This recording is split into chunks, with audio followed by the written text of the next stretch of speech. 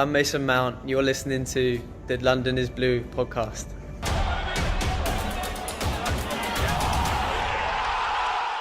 All right, Chelsea fans, welcome to a very special edition.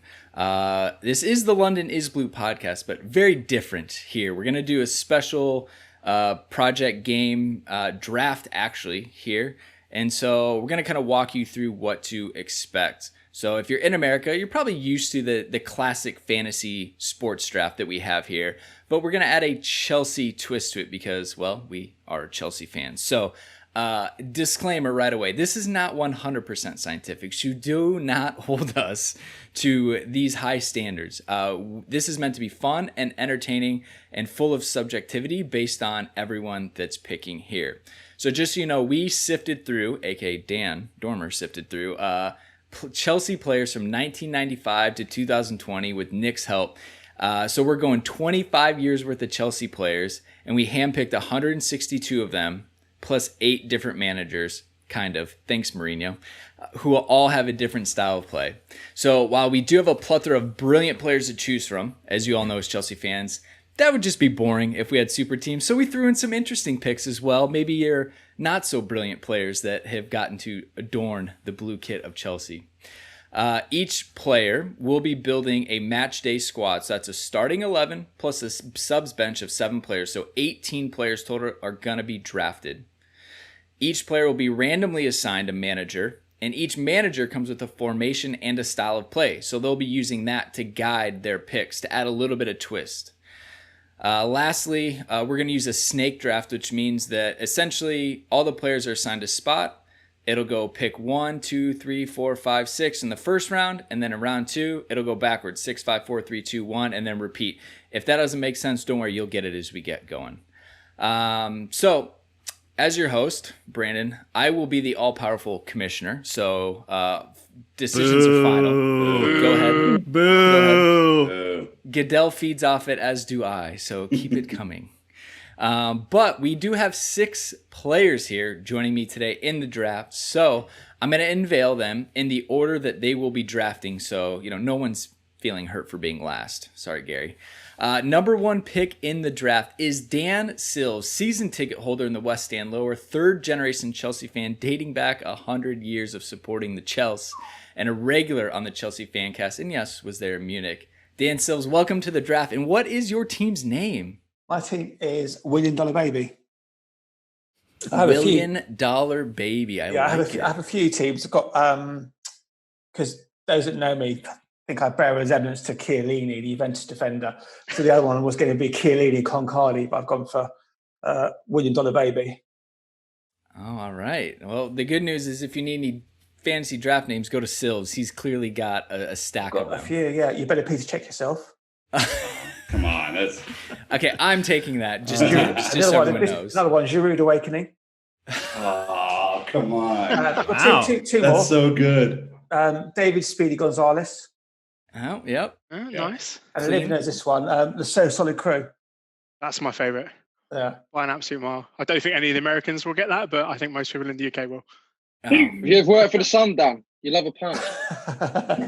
No, not the Sun. No, I wouldn't work for Sun. All right. Well, keeping it moving. The number 2 pick in the draft will be Olivia Buzaglo, who not only is a Chelsea fan today because her dad went to Cup final back in '67 and said he'd support whoever lost. Spurs beat Chelsea that day. Oh. Best silver lining from that ever lived. And then I love how you go on and say he wanted to name you Chelsea. Mom said no. So then he goes, how about her middle name can be Stanford? She also said no. So here you are, Olivia. Olivia was Dad's favourite name. That's why. I think I'd have preferred, Stanford as a middle name. That would have been quite good. Well, we are excited to have you. What is your team's name? My team name is Sesk, Drogs and Rock and Roll. Oh, I like it was a toss-up between the So Solid Crew and that one. But, I thought make it a little bit more sort of like recent, and you've got to have Drogba in there somewhere, haven't you? So. Yeah, with all the Munich stuff being released recently, his story about it and everything, gotta love the Drogs. Miss him so much. Brilliant.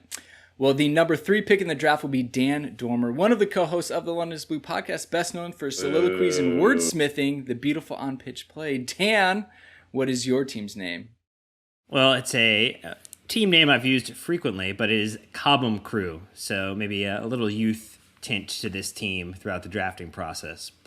We'll have to see. Hope you We'll get see where it Mourinho. goes. Anti-youth. So I'll sell them for a profit and then put in other players. Mortgage the future. I like it. All right. Well, the number 4 pick in the draft will be Nick Verlaney, another co-host on the London is Blue podcast, known for his passionate arguments. Nick, what is your team's name? Well, everyone knows that I've coined the nickname Assist Piliqueta because it's well loved by all, as you can tell. So I went with a little twist from the Mourinho days where he said that he would love a team with 11 Aspilicuetas. So I went with 11 Assist Piliquetas. And so that is where I'm at.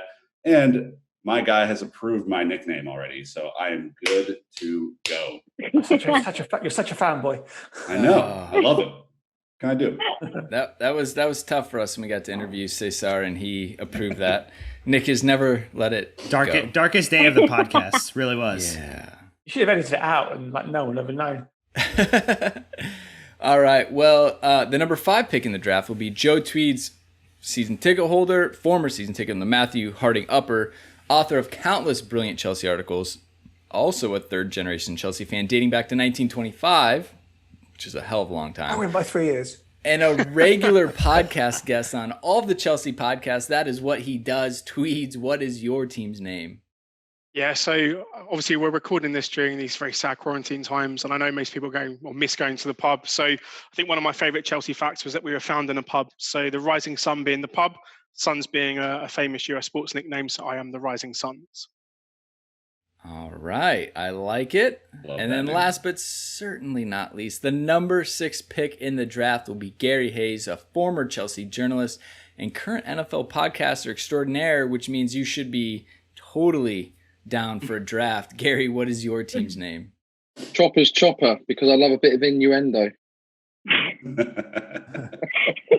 Oh, you do. Let's give you one, Gary. All right. Well, in order to fairly assign managers and formations to everyone, I have this very sophisticated technology that we're going to be using here. It is a wheel with names. This is so good. Oh, and I click the button, and guess what? It spins, and it determines who is going to be your manager. So you have no say in it. Silves, you're first in the draft. Here we go, sir. Let's see exactly where you're going to land. Conte. Take sorry off the board. Please be sorry. Yes. Conte. Sorry. Yes! Yes! Oh, man. Silves, Sorry. I apologize. Man. I'm He Number is- 1 pick better be Jorginho. I'm losing signal here. Oh man! All right, great. Liv, you are number 2. Let's see where you land. Yeah, Mourinho too. Yeah. Yeah, Mourinho 2 would be a good one. I didn't even see it spin, in fairness. I want to recount. Does it like? It went Vialli. Oh, Anyone want to swap? Oh man! You trade your first pick for a manager swap. All right, you've got Gianluca Vialli. That's a solid one. All right, next one up. Here we go. come on, Mourinho. Mourinho 1 or Mourinho 2? Screw Dan's you've set up. The 2016 version. Ooh. Come on. Ancelotti. Oh, Okay. cool. Yeah. That's good. We can do this. You got something you can do with that, huh? God, I hate Dan. All right, Nick. Well, you've got what's some new? interesting options, to say the least. I need to change my team name to cigarettes and alcohol. We can do that. Where am I at? Oh, That's Ooh, a great that's- back job. that's going to change a lot now. Well, that's a very specific style of play, which Oh, I'm sure we'll get into. It's great. I just but say you're not holy going to. shit. Someone's drafting Marcus Alonso. You're not going to Does cry if you don't 11 get the right draft, are you? Does Yeah. 11 So, Aspies Alonso work and in a Moses become Conte really system? valuable now. Yeah. All right, Tweeds. Time to Look at spin. Melky up. Mourinho 1. Come on. Oh, I love that. Super Frank. But technically, he can't trade anyone because he's in a transfer. Mourinho 2! Yes! Joe! Wait, do I get good title winning Mourinho 2, where he was a bit psychotic, or 2016 meltdown Mourinho? Hey, They're all the same good person. news- yeah, you get to choose. That was the Basically, window. you've got to get Matic and take him back out straight away. All right, Gary, you've got 3 options here. All right, you feeling pretty good with whatever you get? There I you was go. hoping I'd get Sarri just so I could show how you do it. But Well, here we go. He's sort of winning with it, either of these three. Oh, it's getting Di Matteo, isn't he? There's does one. this mean I Di get bullied by Matteo. everyone? I have to pick who everyone Yay. tells me to pick. Yeah, Yeah, Brandon attacking actually player gets and to put them pick in your a team. team. Strong senior locker room. To I mean, say you've got to have Basingo at centre Ryan half, or you're Bertrand's not doing gonna this be my right. striker. Drogba All at left right. back in the Camp Nou, yeah. Yeah. All right, so let's pull in Sari's formation. I don't know for what his sort of formation is. Sills. 4-3-3. Play style, possession or die. So it's a 4-3-3, yeah? Yep. Okay, I'll take that. And I prepared for this yesterday, and in the Yeah, back of my right. head, I knew I was going to have to do a 3-back, and I still prepared for a 4-back. That sounds like poor planning. I don't Dude. That's know a question, though. two. If somebody got Lampard, could they not be in the draft because of the transfer ban? Or That would have been a fun technicality.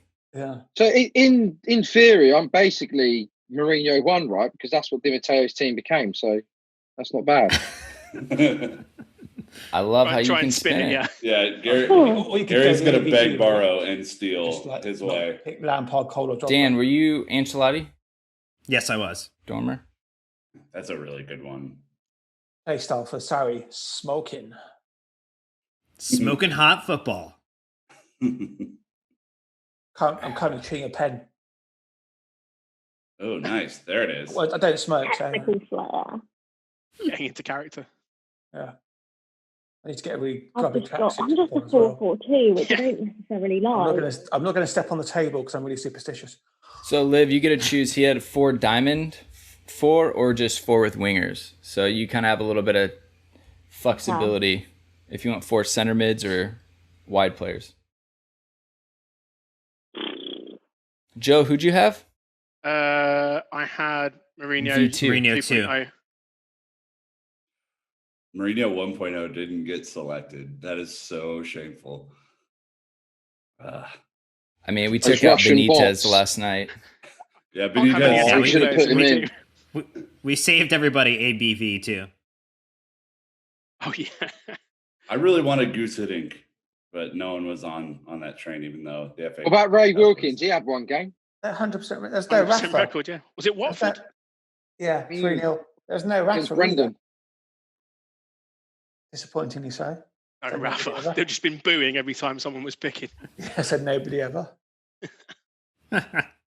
Just All right, missing how does someone. that Fluid look for attacking everybody? movement for Di Matteo. Interesting. Would you like us to change it? He was No, really no, no. gung ho. Yeah, keep it. It's all right. Hail Marys. Just Hail Mary, Hail Mary. All right, so managers have been selected. Players have been assigned their formations and play styles, even if they disagree with it. This will be interesting. There have already been many groans and moans about the playbook being ripped up and thrown out the window, but nonetheless, here we are. We are time to start. I got to get my timer pulled up. In the first round, we are going to start with a minute, see how it goes. Dan Sills. I'm straight away on Hazard. Don't need any time for that. Whoa. Wow. All right. When a dude knows he has the first pick, he has days in advance to make the selection. I mean, literally, I saw Hazard. Thought, yeah, I got whatever formation Hazard's in. Oh no, feels a little Cleveland Browns to me. Yeah. Is this a wide attacker? I'm assuming you're going to yeah, play him forward, in. Yeah. I'm playing him as attacker. Yeah. It's like Odell Not the Beckham false against nine? Cleveland. Yeah. And Hazard, ladies and gentlemen, is off the board. Wow. So Number 1 overall pick. Wow.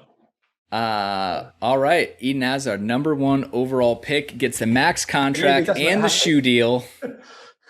Good Maybe for twice. him. All right. Well, here, that takes us to Overrated. number 2. Olivia, you have 1 minute to make your decision. The time starts now. I don't need any time as well because I assumed Frank Lampard would go first, and because he hasn't, I'm going Super Frank. All right. Here Thanks, we go. Olivia. Frank off the board. I think Olivia's won already.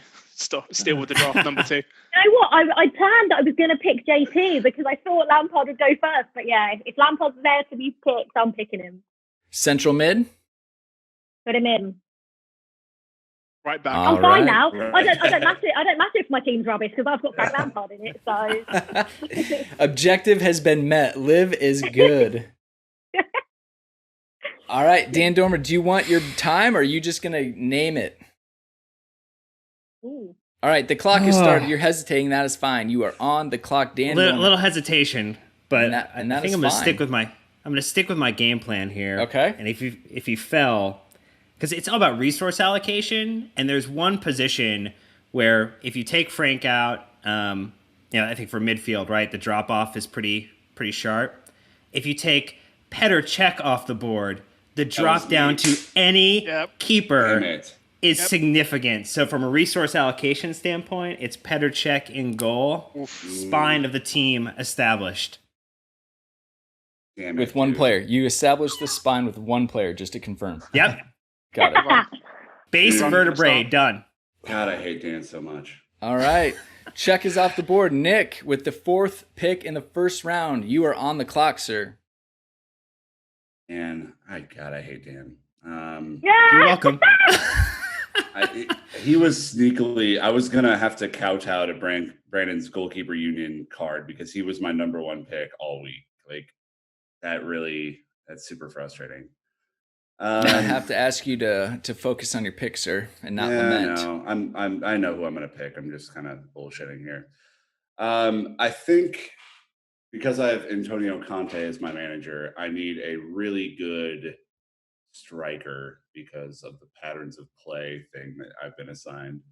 So I think with my first pick, the striker drop off is huge. So I'm likely going to go with Didier Drogba as my first overall pick, and he's going to interchange wonderfully with the rest of my team.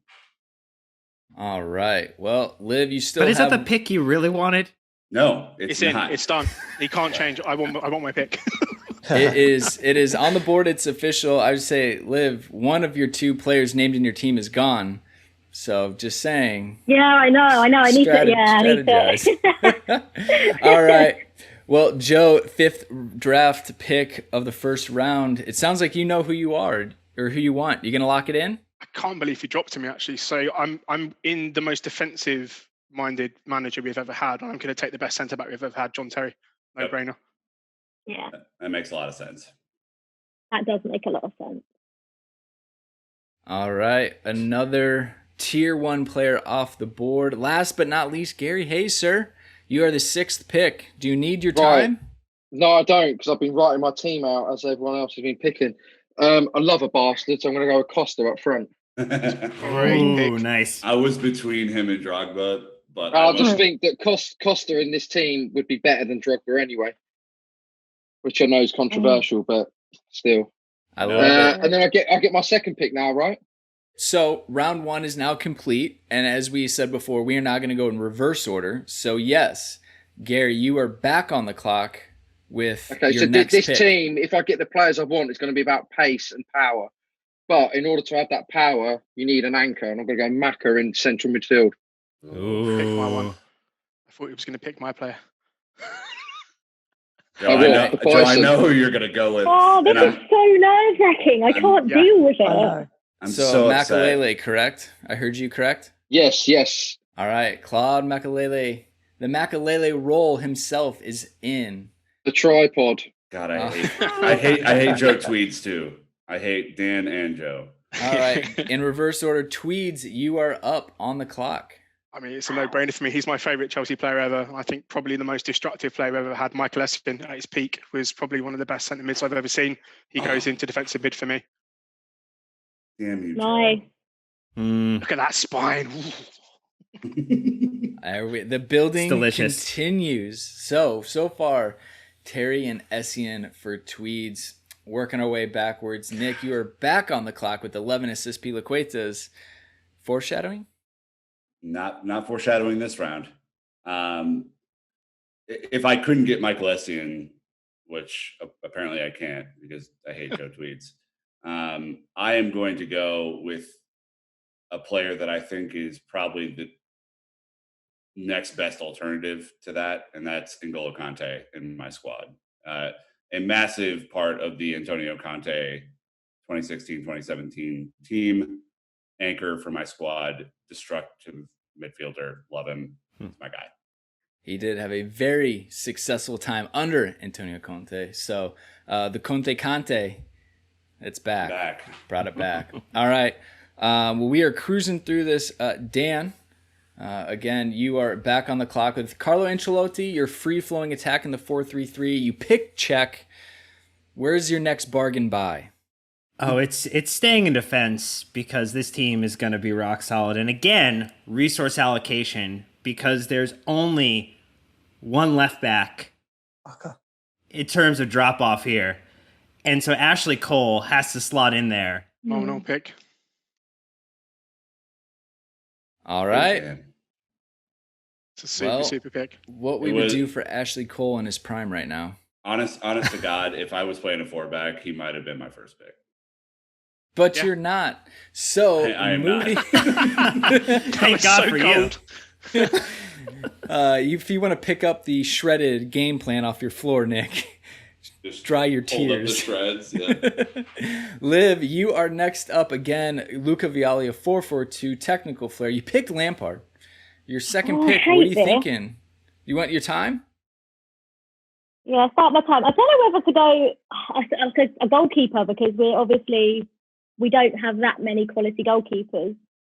I'm just thinking it's my go again in 2 goes, so I can have a good go here, and then get one of the players that I really sort of want in my team because there's a couple that are standing out. But I am going to go goalkeeper, and I'm going to go Thibaut Courtois slotting in.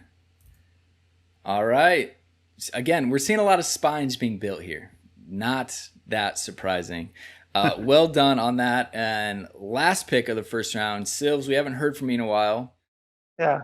Maurizio Sarri. I know you wanted to change your team name to be a little bit more appropriate for Mr. Sarri, but Eden Hazard was the number 1 pick in the overall draft. Where are you going with pick 2? I want a team that's got a lot of pace on the wings and a lot of strength. So I'm going to go for Iron Robin as attacking midfielder. Good pick. Building your team from the top down. Yeah. And now, is it my pick again, isn't it? So, yeah, it will be. I want to give a quick recap at this point. So we're 2 down. 2 of the 3 top goalkeepers are off the board. 2 of the 3 top strikers are off the board. And then from there, we're seeing a lot of people kind of go with, well, I'd say most of the people have gone some type of defender midfielder to create that spine. And then I love it how Silves and Nick have both gone, nope, attacker, midfielder. We're going top down.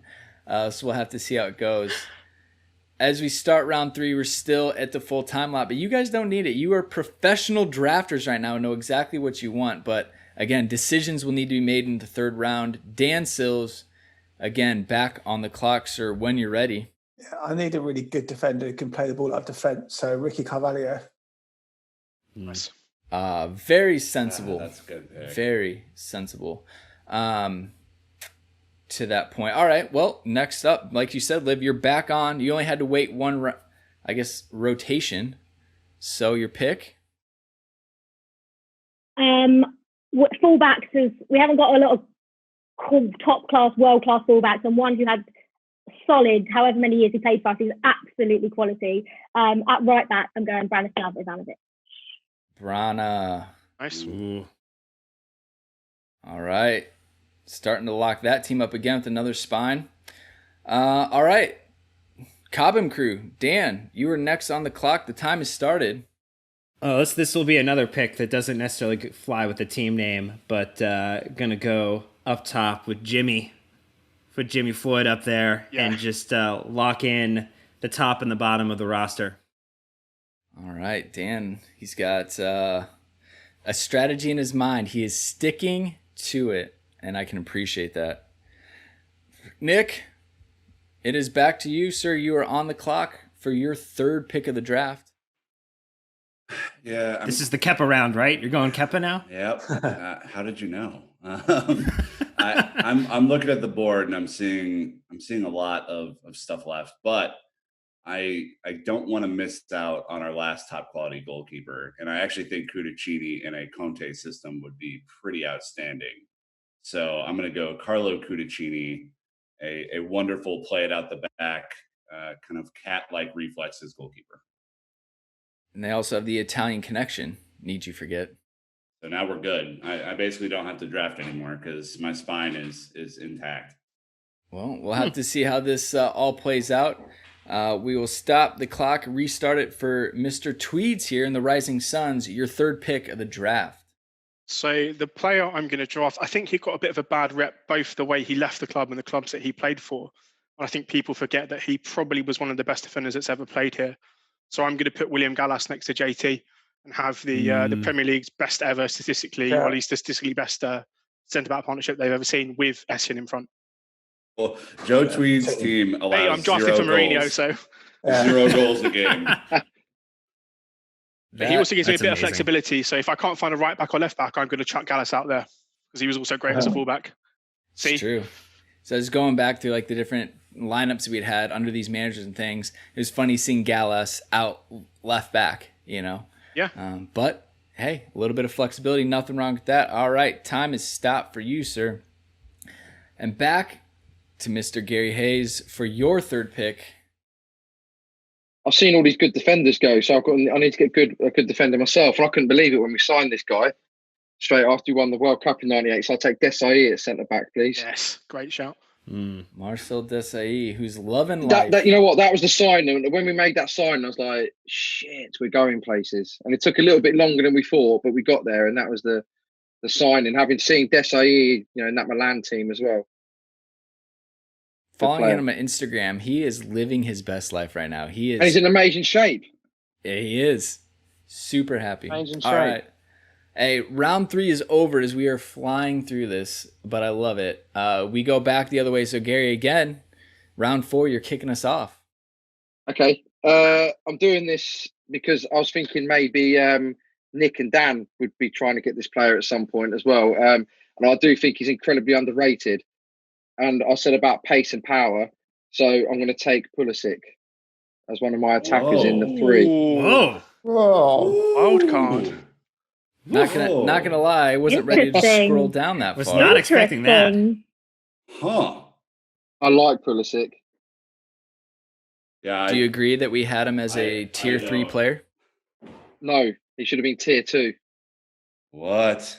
I like it. I'm not gonna argue. Wow. That's Not gonna wild. argue. Love it. All right. Well, as we continue on in the 4th round, Mr. Tweeds, again, Mourinho version 2. You are on your 4th pick. Yeah. I'm to be honest, I'm really surprised that he's got this far, but I need a really good number 10 for the system I want to play with not that many attacking players.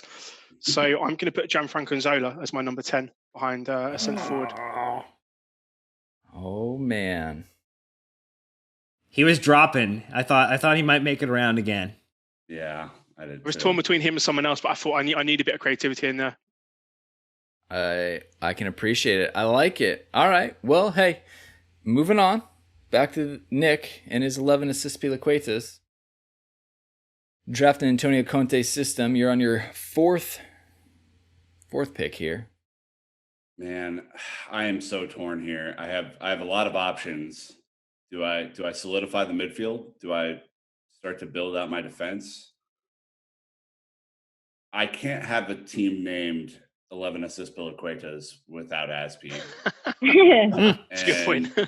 Yeah. And I think it would be negligence to not have him on my squad, as I don't have a top quality right center back in my back three. So he's going to slot in. All right. Well, you pinned yourself in with that name, but it could be a lot worse. Sure did. You guys we're probably just waiting for that in the third round. So, I mean, to be fair, I don't think anyone is going to question having Aspi in a back three. Under Antonio Conte was fantastic at that center back role. And now we're in. All right. Well, there it is, ladies and gentlemen. You heard it here first. Psh, pop. Nixon. Dan Dormer, 4th round, your pick. You've been trying to do the bargain buys, seeing where the threats are. I'm interested to see where Bargain you go buys. with. Yeah. Petr Cech and Ashley Cole are not bargain buys by any stretch of the word. Your timing is what makes them. Looking at the board, looking for opportunities to strike. I think I'm going to put Juan Mata on my team.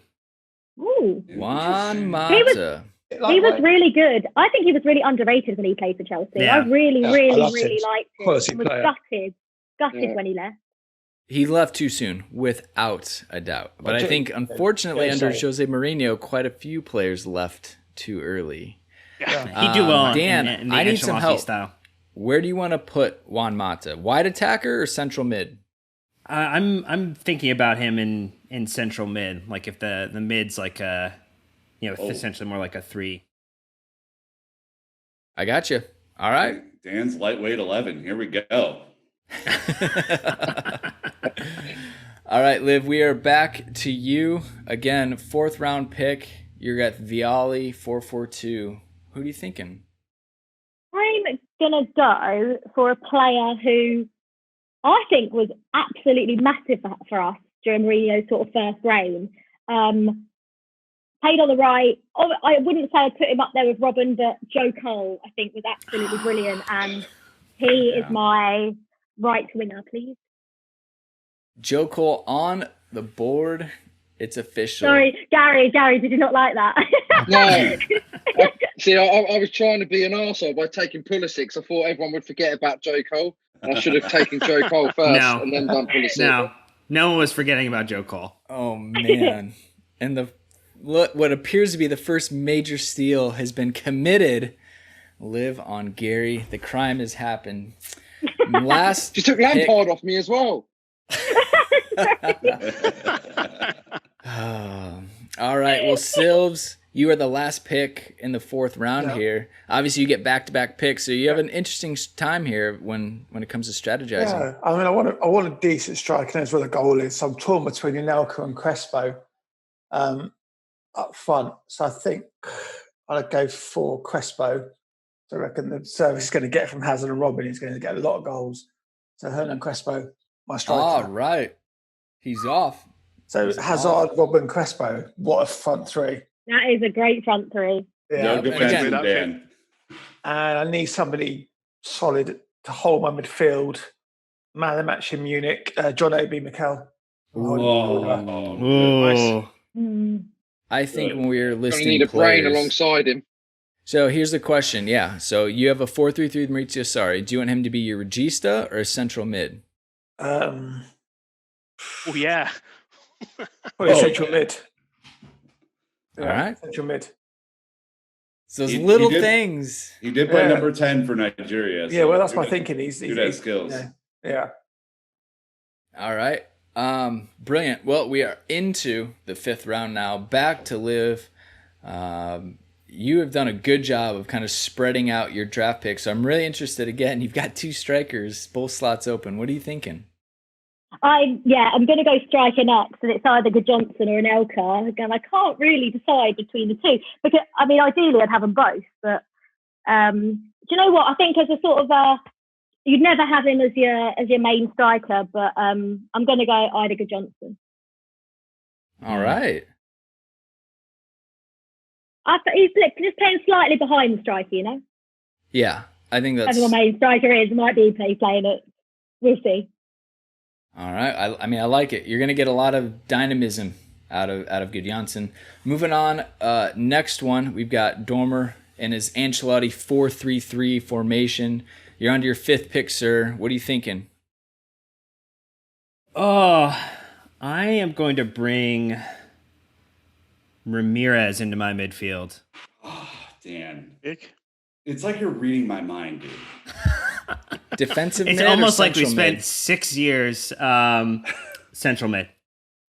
Box Man. to box battler, the sweet chip in Barcelona. The man has a little bit of everything in his locker. He was a sneaky candidate for a winger in my Conte system because he played out wide under Dimitri. I don't like to see that. He would run at least. He'd run for days. I mean, Yeah. he would have been Antonio Conte's favorite player if he was around. Like, he just would have kept running. Not to pick any Nick, but I feel like we're getting Nick's would-be 11 out of this draft. Yeah. Dan's reading my mind. It's so dumb. And to have you two back-to-back is brilliant. Here's the thing. You're up next, all right? And then it comes back to you before Dan. Here's your chance to pull one over on Dan. I know. He's Ancelotti 4-3-3. There's some similarities here. Think about it. So you're up, 5th pick. You've fulfilled your name's potential, picking Azpilicueta in the last round. I have. Obviously, Antonio Conte was known for his wingbacks. Not to pressure you into it, but You will not pressure me into it. Thank you.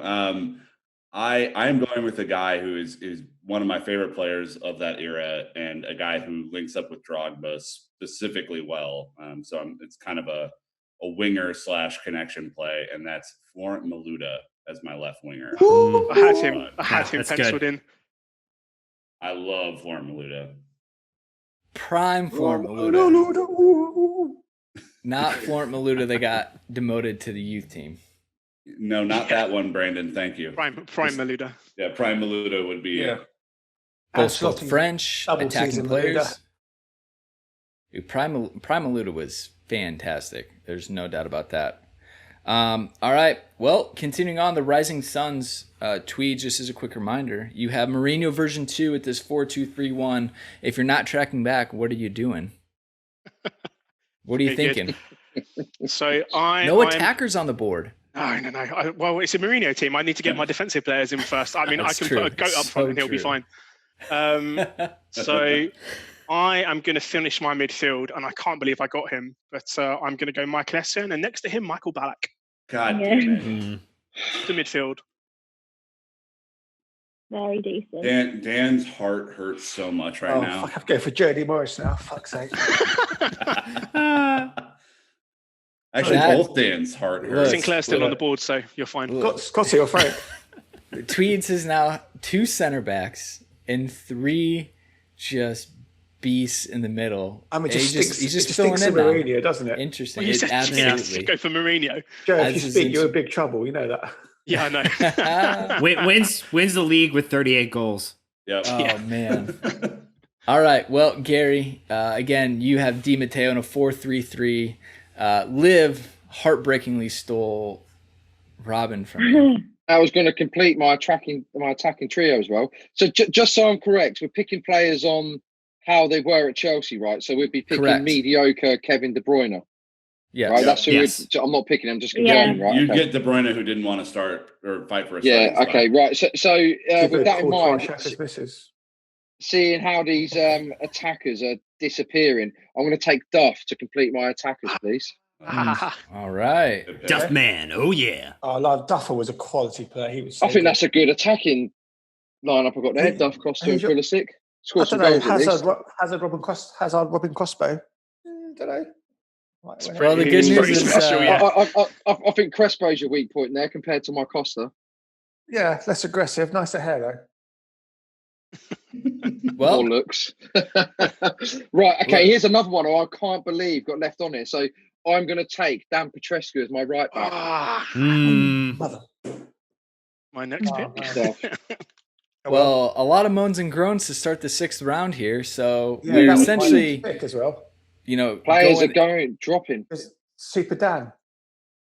That's true. A lot of Super connections. So we're, as you can see, we're about we're crossing over the halfway threshold, and the teams definitely starting to take a lot of form.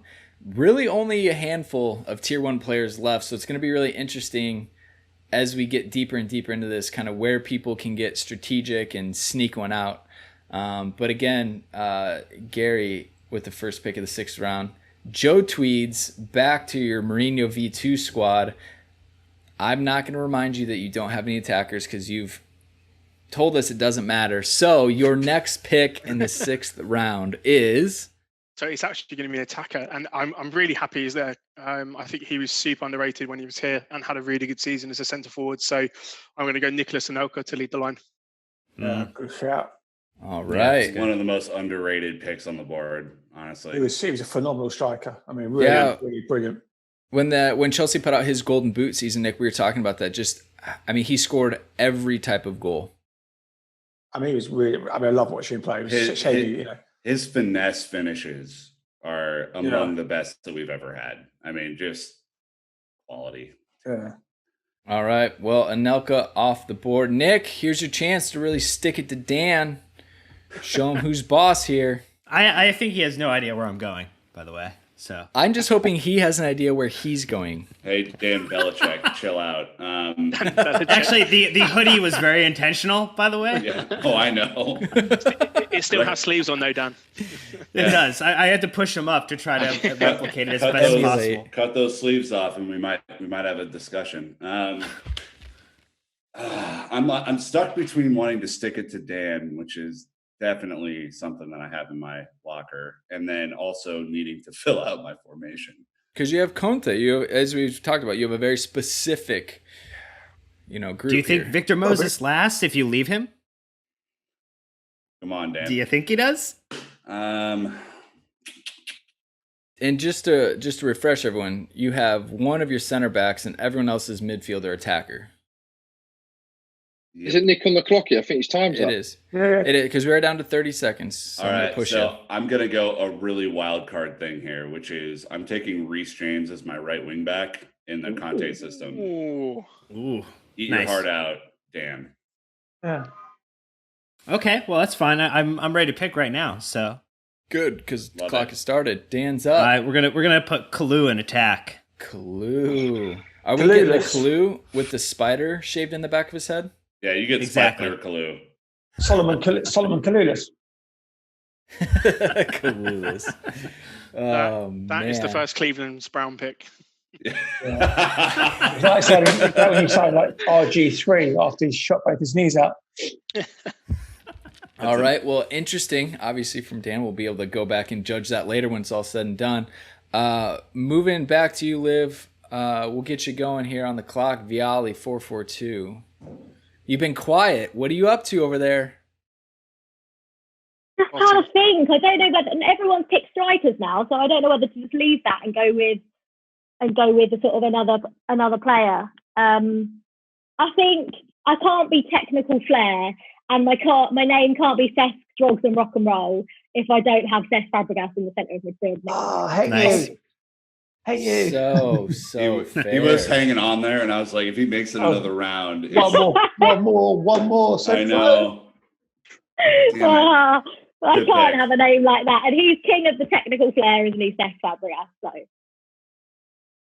Yeah, I think there would have been a lot of questions if you hadn't taken him. Kind of like Nick and his I waited for quite a while as well, but I'm glad he didn't get picked, so I'm all good. That's good. He's one of our last tier 1 central midfielders as well. So, all right, well done.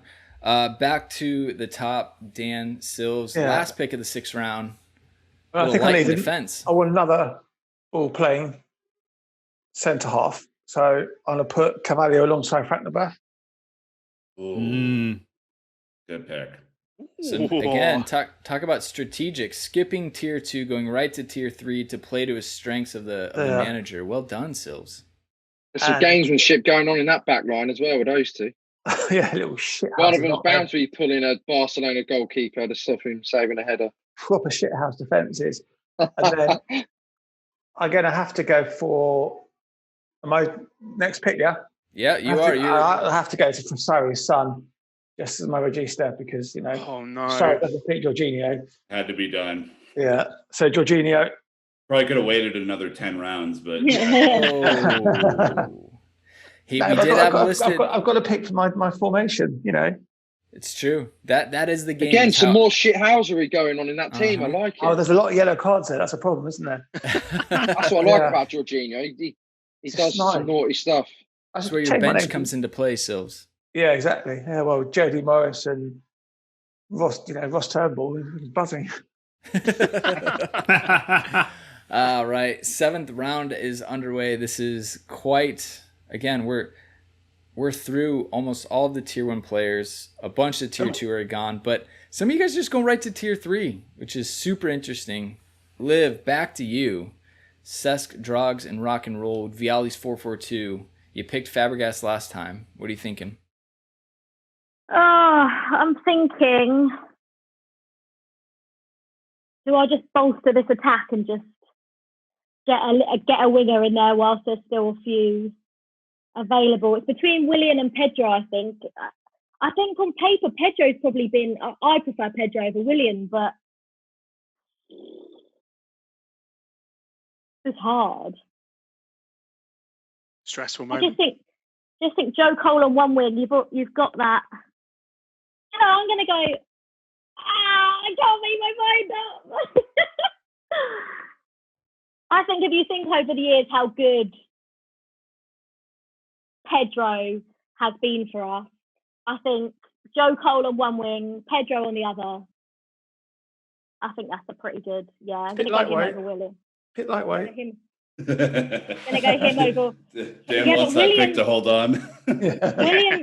Willian just doesn't do it for me. I just think he's been average. Hey, I just don't think he's been. You're in charge. I'm not sure why he's in red, guys. That's totally fair. That's fair.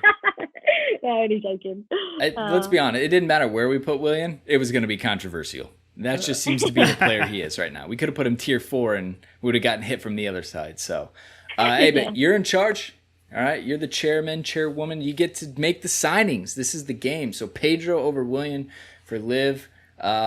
Continuing down the line, Dan Dormer here to ruin Nick Verlaney's day with his 4-3-3 on our Ancelotti. Back line is pretty light there, Dormer. Yeah, it is. It's probably the one area of weakness at the moment. I'm actually going to put Gary Cahill in my center back assortment there. Damn you, Dan. Yes! Oh, I mean, to be fair, I had 3 defenders in mind, but he was definitely one of them. So, Dan, Gary Cahill under Ancelotti, what does that look like?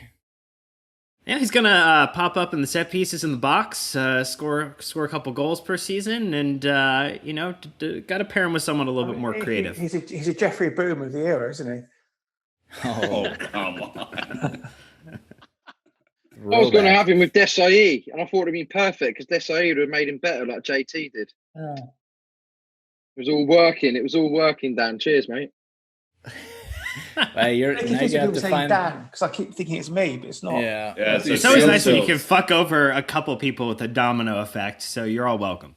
Yeah. Well, Gary, you're just going to have to find a poor man's Cahill in there somewhere. But next up is Nick, continuing his Antonio Conte lineup here. Yeah, I gotta go with a center back then because there aren't that many left, and I gotta go with my nice sweeper, and that's David Luiz. Saw that coming. Mm-hmm. Yep. Wise. Had Makes to be sense. done. Had to be done. Makes a lot of sense. Version 1 or 2, though. It'd be version 2, right? I guess. No, version 1. Who's your manager? Conte. Oh, yeah, version 2, yeah. Maybe version 2. You know, halfway through the season, you'll be on the bench, so. Yeah. But those sweet moments that we had. You should be picking Brazilians, though, because he hates Brazilians. No, it's a little bit of a sore subject for those two, but again, we're just on paper. On paper, this should work, all right? Yeah. And we can't get that deep as Football Manager, unfortunately. Tweeds, back to you in your Mourinho version 2 lineup. I'm thinking I need a winger, and Livy, you definitely picked Pedro, didn't you, and not Willian? Yeah, she picked Pedro. Yeah, thank you for that. Willian's going to go on my right wing. Actually, no, he's going to go on my left wing because that's where I think he plays better. Ooh. Oh, well, interesting. We'll create the lineup graphics afterwards, so we'll make sure that is noted. All right, Gary. Last pick of round 7. Obviously, you're on the end, so you get a So in a row. with my 2 picks, I'm going to complete my midfield. And I really want to pick Dennis Wise, but as we're picking systems, I know he's not going to fit this system. So I'll go with my manager as my midfielder. I'll take Di Matteo, please. Yeah, fantastic player. Such a fantastic player. Oh, that was awful when he did his leg in. He was such a good player. Yeah. I mean, that Middlesbrough celebration. I loved Dennis Wise when I was growing up, but he's just not going to, if we're picking to fit systems rather than, picking players we like, I think he's more suitable. I mean, that Di Matteo celebration against Middlesbrough was just so iconic, wasn't it? When they were doing when we just signed him. Yeah, incredible that was. He's got some ridiculous goals as well. Not just the cup final, Spurs, Arsenal from 30, 40 yards. The Spurs goal after Matthew Hardy's goal was amazing, wasn't it? Yeah. Well, you definitely will be the only one to have their player as manager as well. So, kind of like Liv had to have Fabregas and Nick had to have Aspie.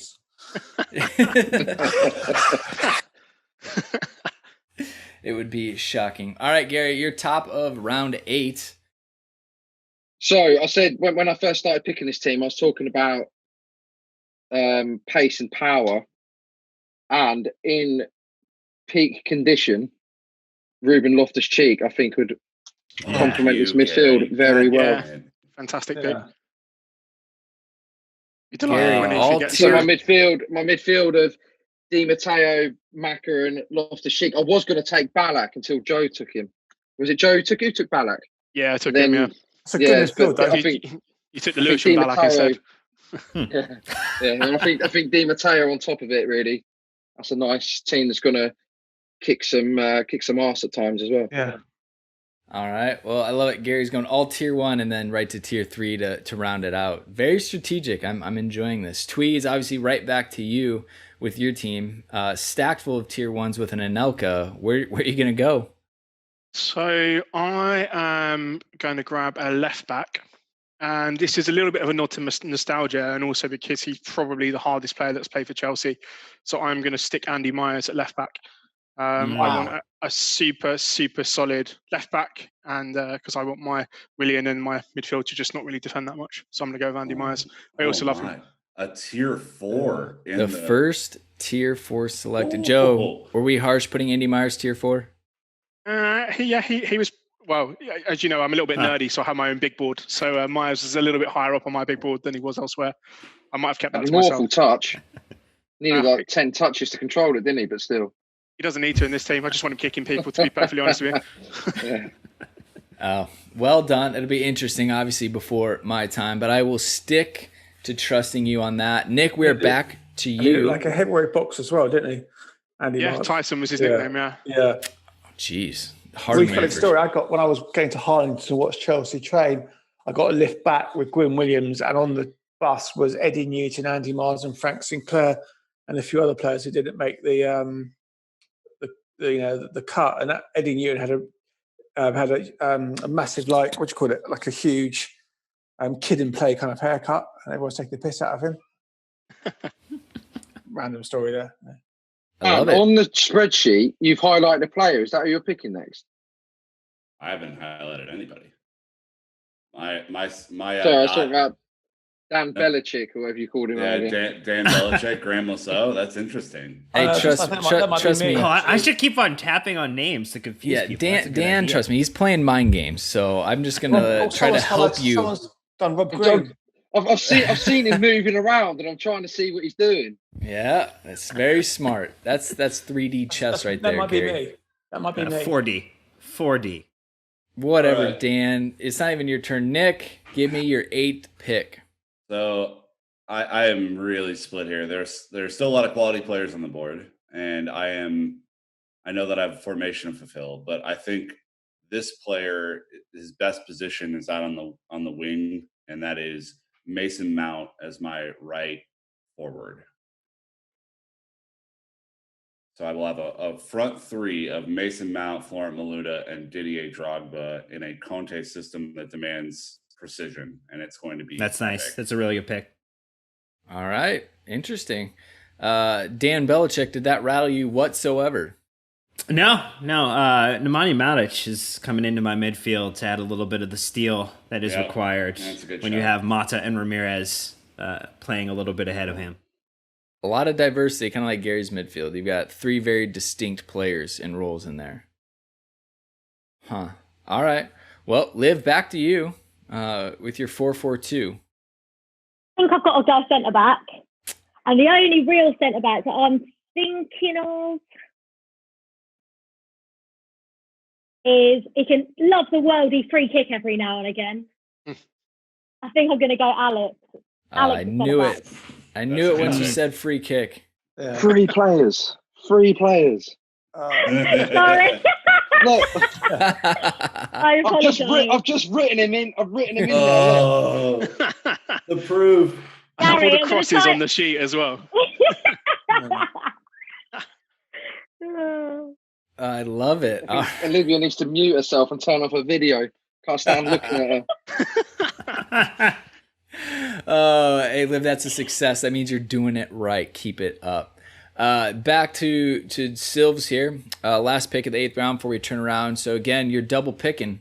Yeah, well, I need to get 2 really good fullbacks. So at left back, I'm going to go for Philip Luis. Underrated at Chelsea. Yeah, I thought really good little left back. Wait, who? Philip Luis. Felipe Oh, Luis, yeah. Felipe I heard Luis. something different. Yeah, Felipe Luis. Philip Luis was his English cousin. Yeah. Philip Lewis, yeah. Phil Philip Smith. Lewis. Yeah. He definitely did not get the credit he deserved. Your other outside back. My next pick, I want a really decent right back who is really solid, Paulo Ferreira. Yeah, absolute love that guy. I'm quite happy with my defence. Man, look at this. So as we're in the 9th round now, as you pick your 9th, there's only 2 spots left after this. These teams are really coming together. It's super tight. Liv, back to you to continue to ruin Gary's night.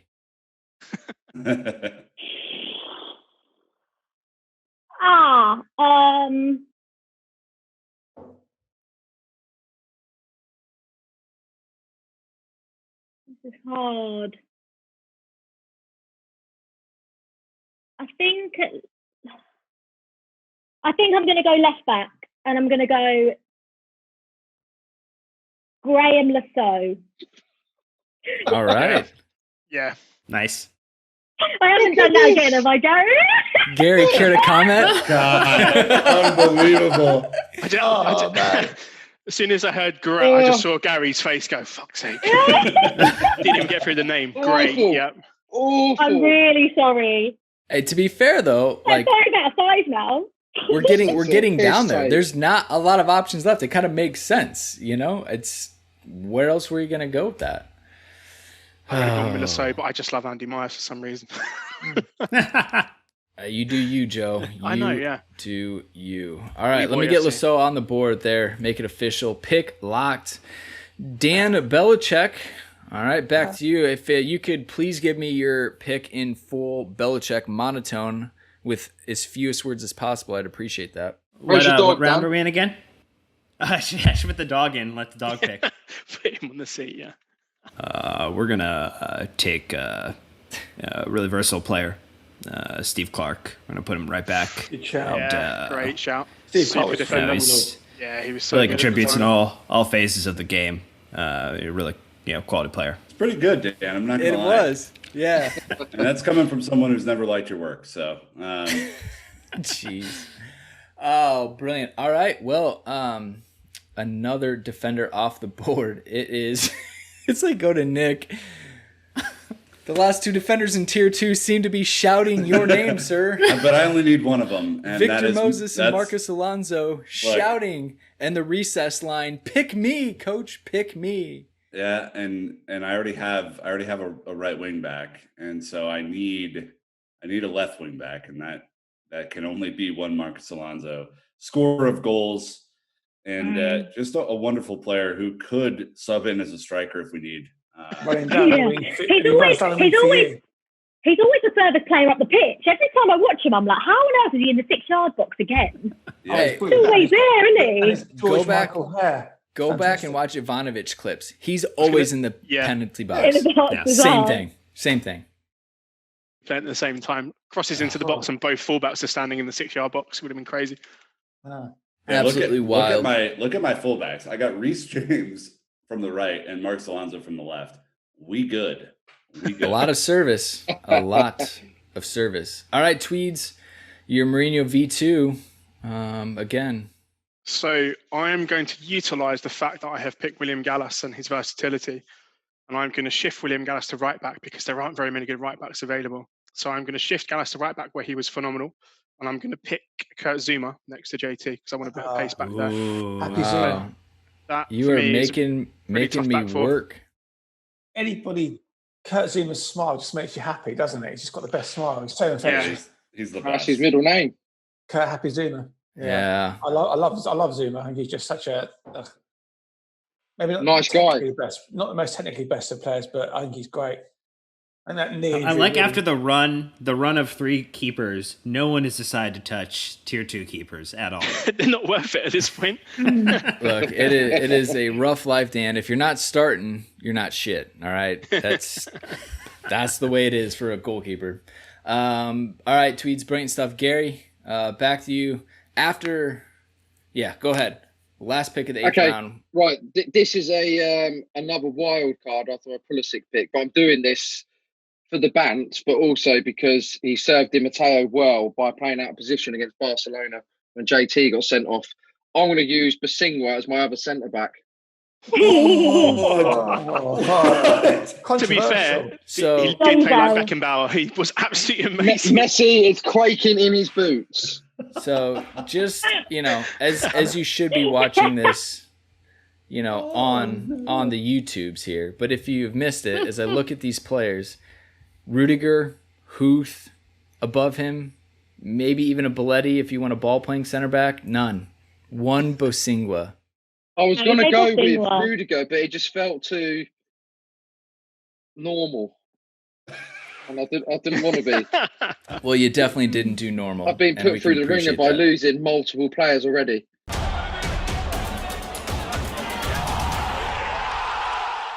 All right, so as we said, halfway point in the draft. 9 of the starting 11 have been selected. The benches are clear. I haven't seen anyone get real crazy and start drafting for their bench yet based on who's available. But look, there are only 2 tier 1 players left. Tier 1 players left. There's only a handful of tier 2. We've seen... Get me. I was just giving some hints to people on the spreadsheet who they should be getting next. I love the tactical warfare of you guys trying to click names and throw each other off. We have seen a couple of tier 4 players go, a handful of tier 3. Whew, guys, it is getting interesting here at this point. Called Art, like Art Deco on my bench. So the last pick was Gary. So Gary, you're back up again to start round 10 here. Again, only 2 spots left in the starting 11. Gary, you've been absolutely ravaged by Liv, so this is your chance to protect yourself. No, because there's a player I've got in mind here, and if you take him, I'm going to be gutted. Well, I only need a left back to complete the outfield 10, so that's what I want to go with to protect myself. So, speaking of ravage, here's a player that was ravaged by John Terry. I'm going to take Wayne Bridge, please.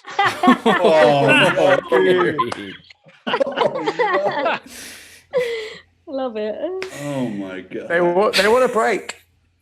Oh no, they're not. I was going to say they're playing the same team. They're not. Okay. Well, Wayne Bridge is a player. Gary, any commentary? He was good, but then we got Ashley Cole. I mean, it's like you're a good player, and then the best left back that's ever existed comes along and takes your position. I mean, on top of that, he broke his ankle. Ashley Cole, just the most incredible 7 FA Cups. Did you see his interview? His interview recently with Gary Lineker was really good. I taped it live. I watched it tonight. I saw it last night. Yeah. I really enjoyed that. He doesn't speak much to the media, but I think he's just an incredible. I think he's over the years. Yeah, he's quite. I think he's quite modest as well. Like I think he knows he was good, but when he didn't ever want to be like, and he got really bad world at that point. He got really bad press for a few things, didn't he? But I thought he was just really, really just a phenomenal player. Yeah, career loved highlight. Him. His It AS was Roma odd, it was squad odd the photo. media fascination. They always wanted him to be a front page for some reason. I never understood it. The most interesting thing I worked. Do you know a guy called the guy used to work for the Pink newspaper in Italy? Not Marcotti, the older guy. what's the guy who's right for Pink, the Italian sports newspaper? What, Anyway, Gazzetta? not Gav Marcotti, the other guy, the older guy. Wasn't Alfredo Padula, was it? No, not Padula. What's his name? But basically, he was, when the whole John Terry thing came out, he was like, in Italy, we don't care who shags who, as long as they play on the pitch, we don't care.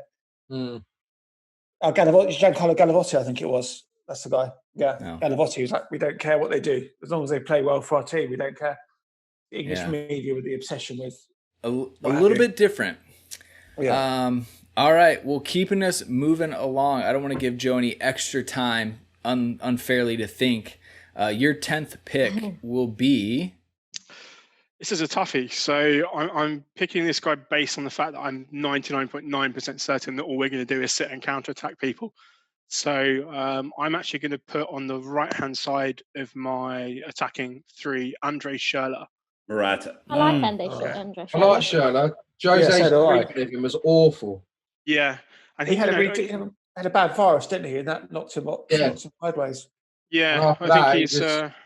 goals not went too bad. Yeah. The journalist formerly known as Dan Levine said he had a really good World Cup as well. Yeah, he was a great player. He was really, really good. But didn't he get the assist in the World Cup when they won it? Yeah, to Goetze. Yeah. Well, and obviously Schürrle is probably unfairly known for Cesc Fabregas's best assist against Burnley, but the run and the finish was absolutely brilliant. Love that you picked Schürrle.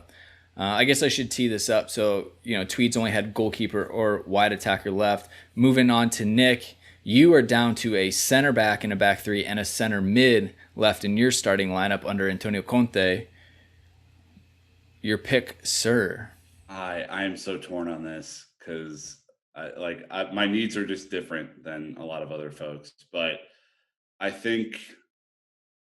Sound like a confession more than anything to do with tea. Fair enough. You've looked inside of my soul. I'm going to go... I think I have to go Rudiger as my next center back. No, false. Wrong. Whoa. Reverse. Signed it off. Reverse. Captain Mischief as my next center mid, Dennis Wise. N'Golo Kante. I can see Dan's probably annoyed by that because of the show. But a weird turn of events, Nick. It had to happen. He was the last tier A player, man. It's disrespectful he's made it this far down. He's not the last tier 1 player. As someone who is written next to Oscar's name, don't pick me, so I'm going to have to delete that out as commissioner. Kesman also somehow made it up.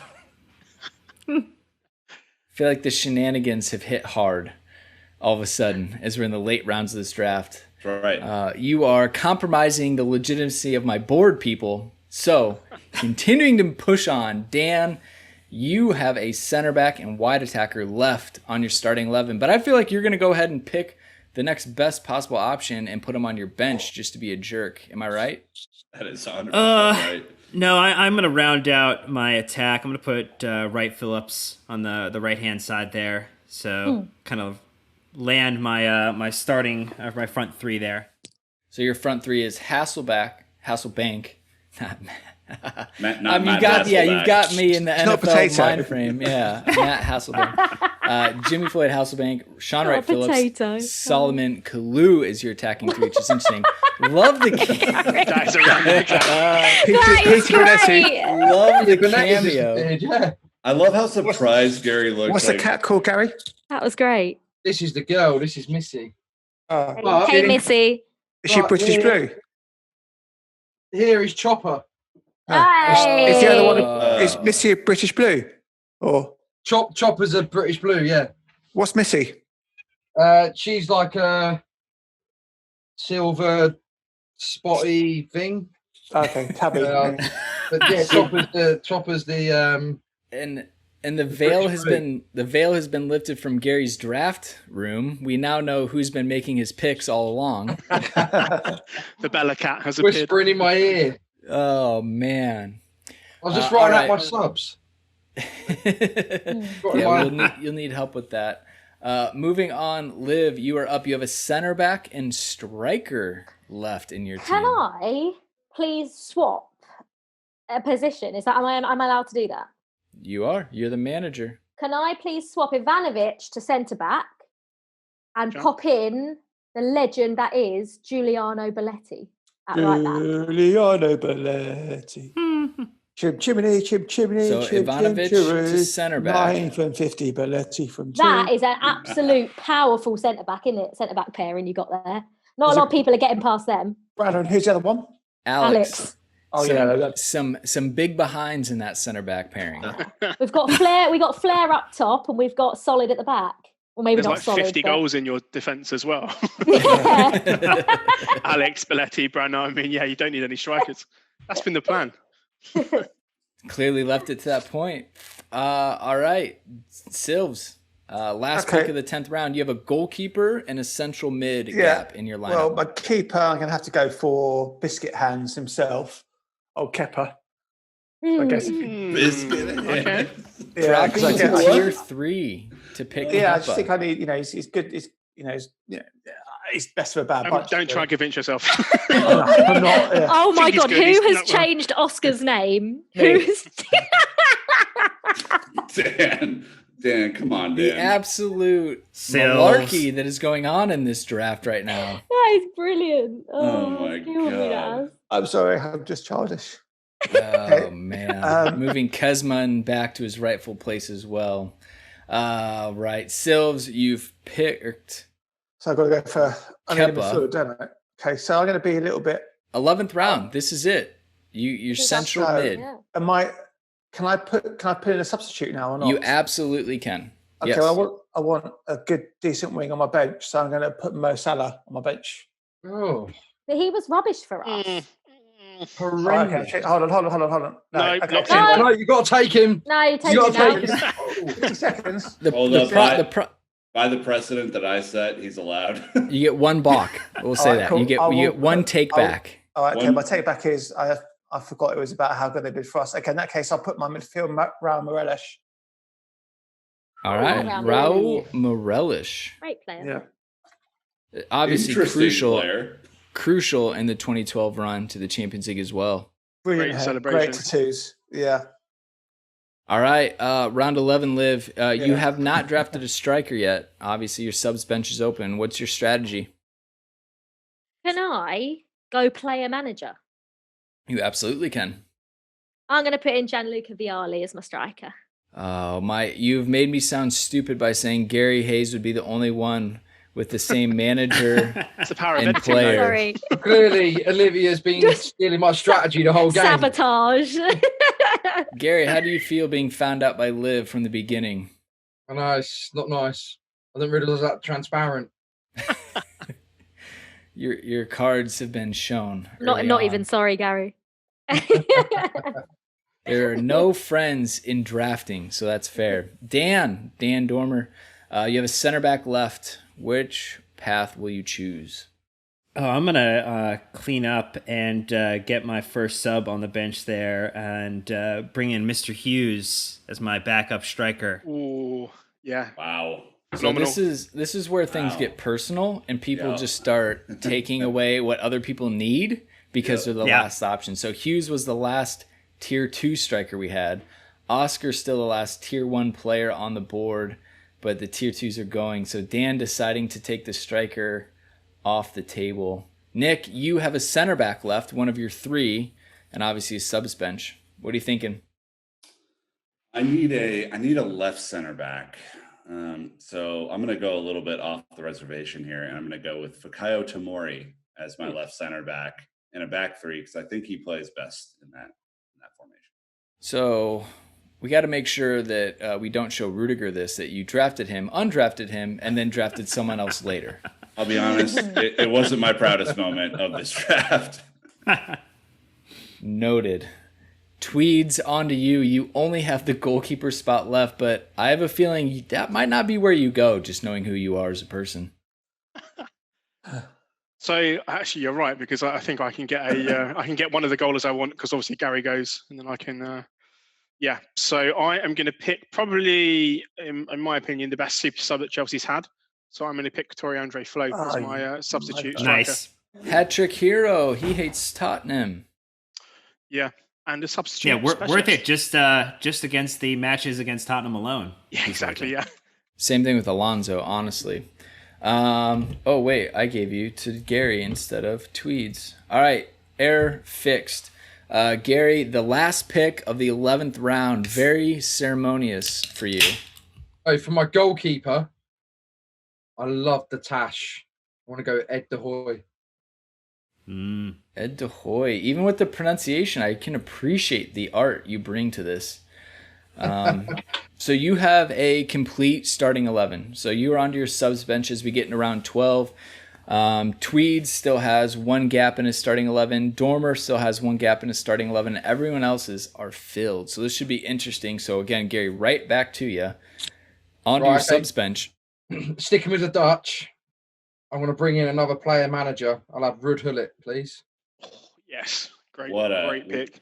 What a first pick of the 12th round that is. Again, experienced powerhouse.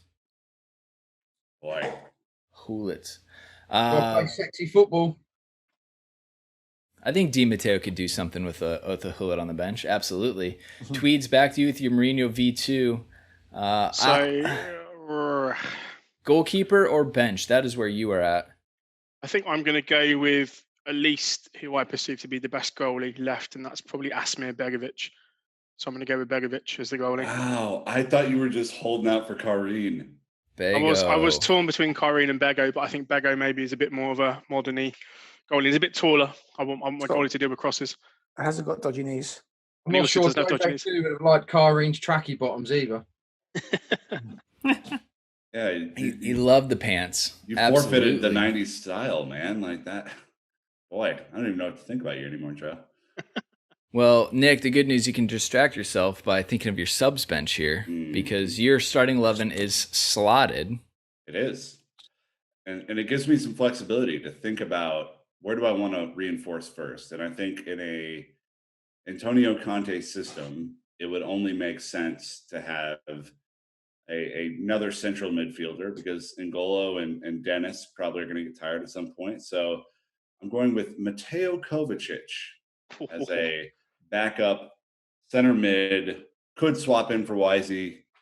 N'Golo's going to start for forever, but yep, Kova. Yeah, that's a good steal for subs bench for sure. Dan, over to you. Center back gap still open. You went to your subs last round. Where are you at this time? Oh, I'm going to continue rounding out the subs and allow that center back potentially be an area of weakness. Gus Poyet is going onto my bench as well. Gustavo Pujol. How does he pronounce his name? It's super interesting. Yeah. Hard-nosed. Was he more exciting as a player or as a manager? He's a good player. He did Poyet. Yeah. Lamps replaced him, didn't he, as the number 8? I thought he was a good player. Yeah, he's got some good goals.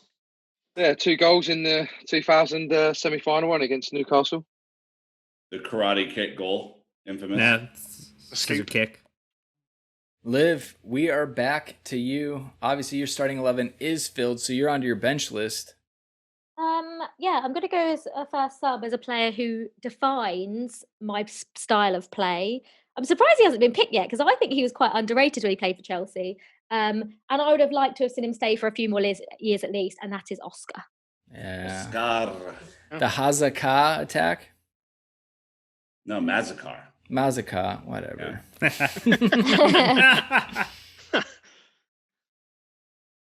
That would have just been Hazard and Oscar. Even better. No, we love Mata. All right, well, all Tier 1 players are now officially off the board.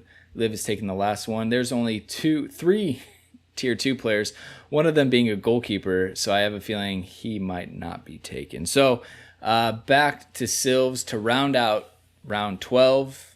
Yeah, you get back-to-back picks. Have a decent centre-half on the bench, so I'm going to put Rudiger on my bench.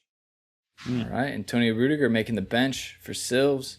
And that ends round 12. We go right into round 13 with Silves again as you're rounding out your bench list. Yeah, I reckon striker. So I'm going to go for Fernando Torres. Whoa. Skipped over a lot of people. Whoa. Yeah. I just think he's capable of scoring a goal.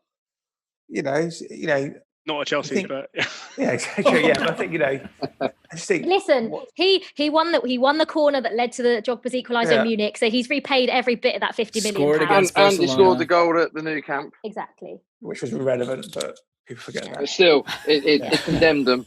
Yeah. It made us feel really, really good, Sills, which is pretty much worth it in itself. I think you might get a little shtick for having Crespo and Torres as your striking partnership, but hey, this is your team. Yeah. We'll judge later. Liv, already back to you again, filling out your subs bench. I was just giving you a good reason because didn't want you to pick Samuel Eto'o because that's exactly who I wanted to pick for my striker. Yeah, I think he was only here for a short amount of time, but he scored. I think he scored in nearly half, scored what? Nearly 10 goals, I think, in 20 games or something like that. A hat-trick against United. Hat-trick against United. And I think with Good Johnson and Vialli, it'd be good to bring Eto'o off the bench. We know he's got a goal in him, so. Plus, he had the best Samuel Eto'o. old man back celebration of all time. Yeah, grab the Wasn't that against United as well when he scored the hat-trick? Yeah, corner flag, yeah. Yeah. It was brilliant. All right. Well, Dormer, that brings us up to you. You still have a gaping hole in your starting lineup center back, but that bench. Yeah, that bench looks tasty. Yeah, I think I'm going to keep on rounding out the bench and adding a little bit more midfield creativity. Jody Morris is coming into the side. Yeah. How many midfielders are you going to play?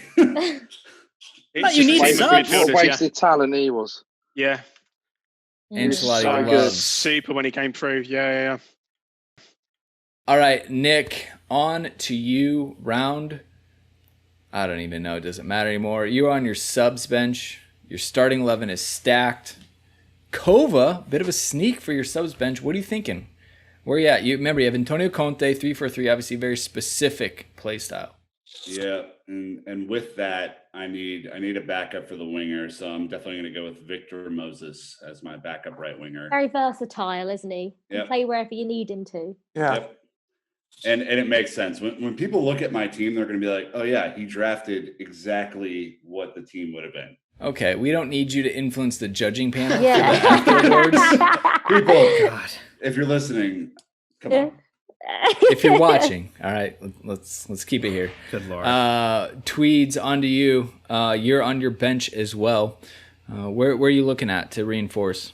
So because I'm obviously Mourinho and I'm obsessed with having holding midfielders in the team, I'm going to go with a guy in the 90s and late 90s who I think was really underrated at the time and actually won a few trophies here. So Eddie Newton is going to go onto my bench. I thought he was a very, very good player. Yeah, that makes sense. Eddie Newton, obviously involved heavily in the youth academy right now, at the club. So it's great to see that consistency as well. Oh, he's gone now, though, isn't he? He's gone to Turkey.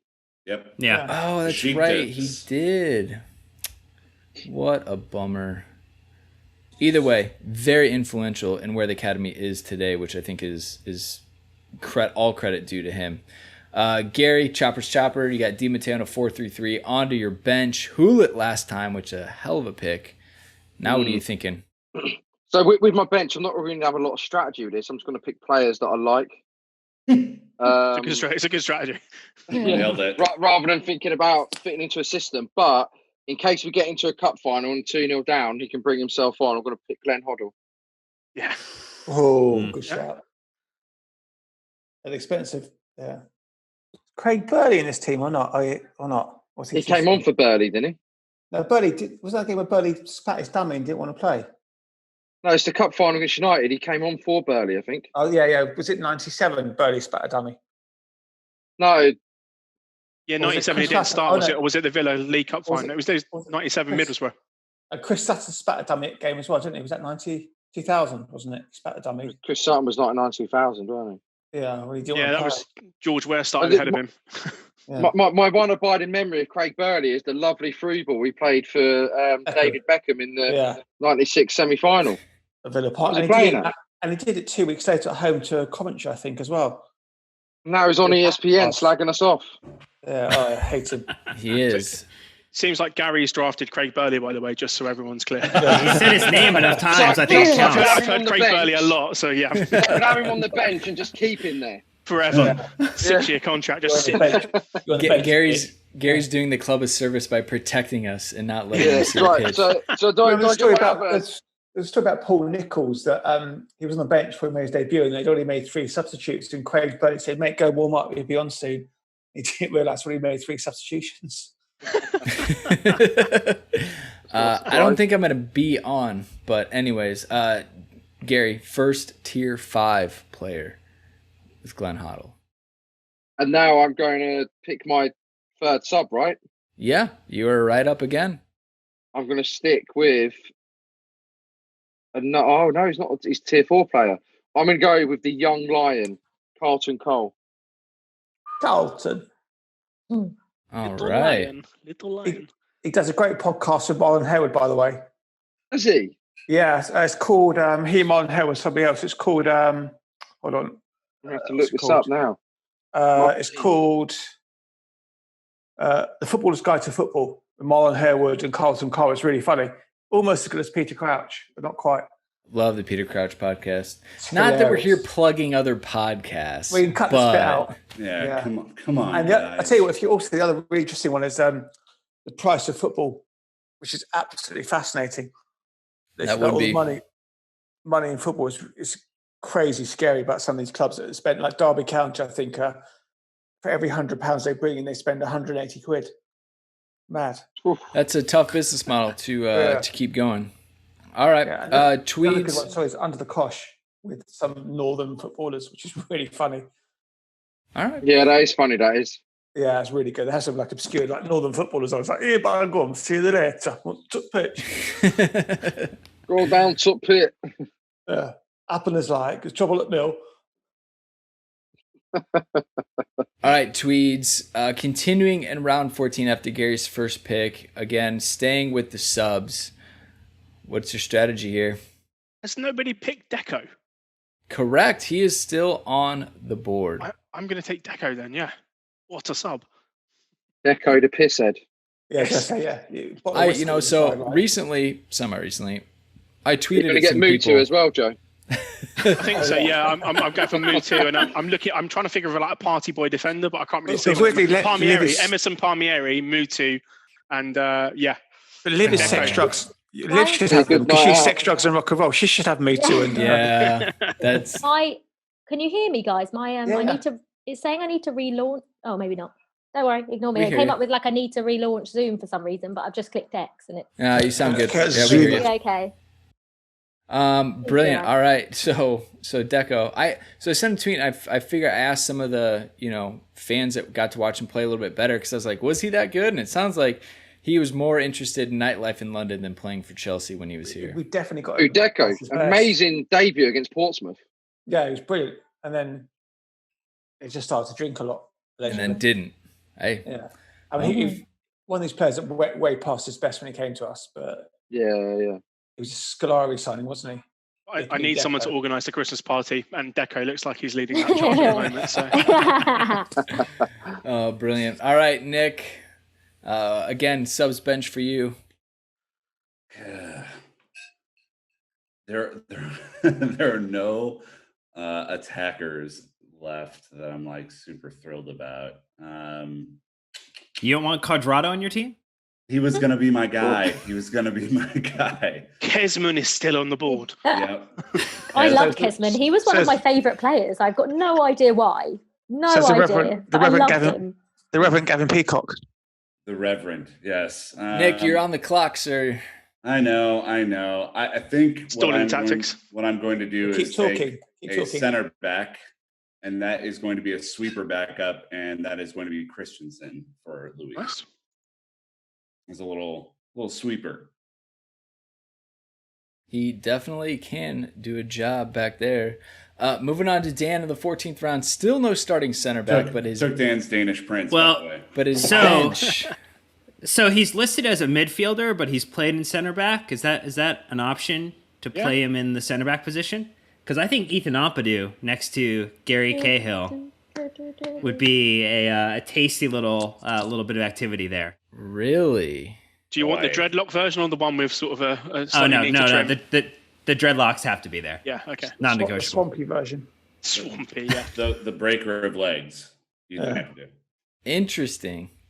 So in an Ancelotti system of 4-3-3 with Cahill and Ampadu at your center back slot, that will get the people talking. I'm interested to hear how that goes. Liv, moving on to you. You're onto your third spot on the bench.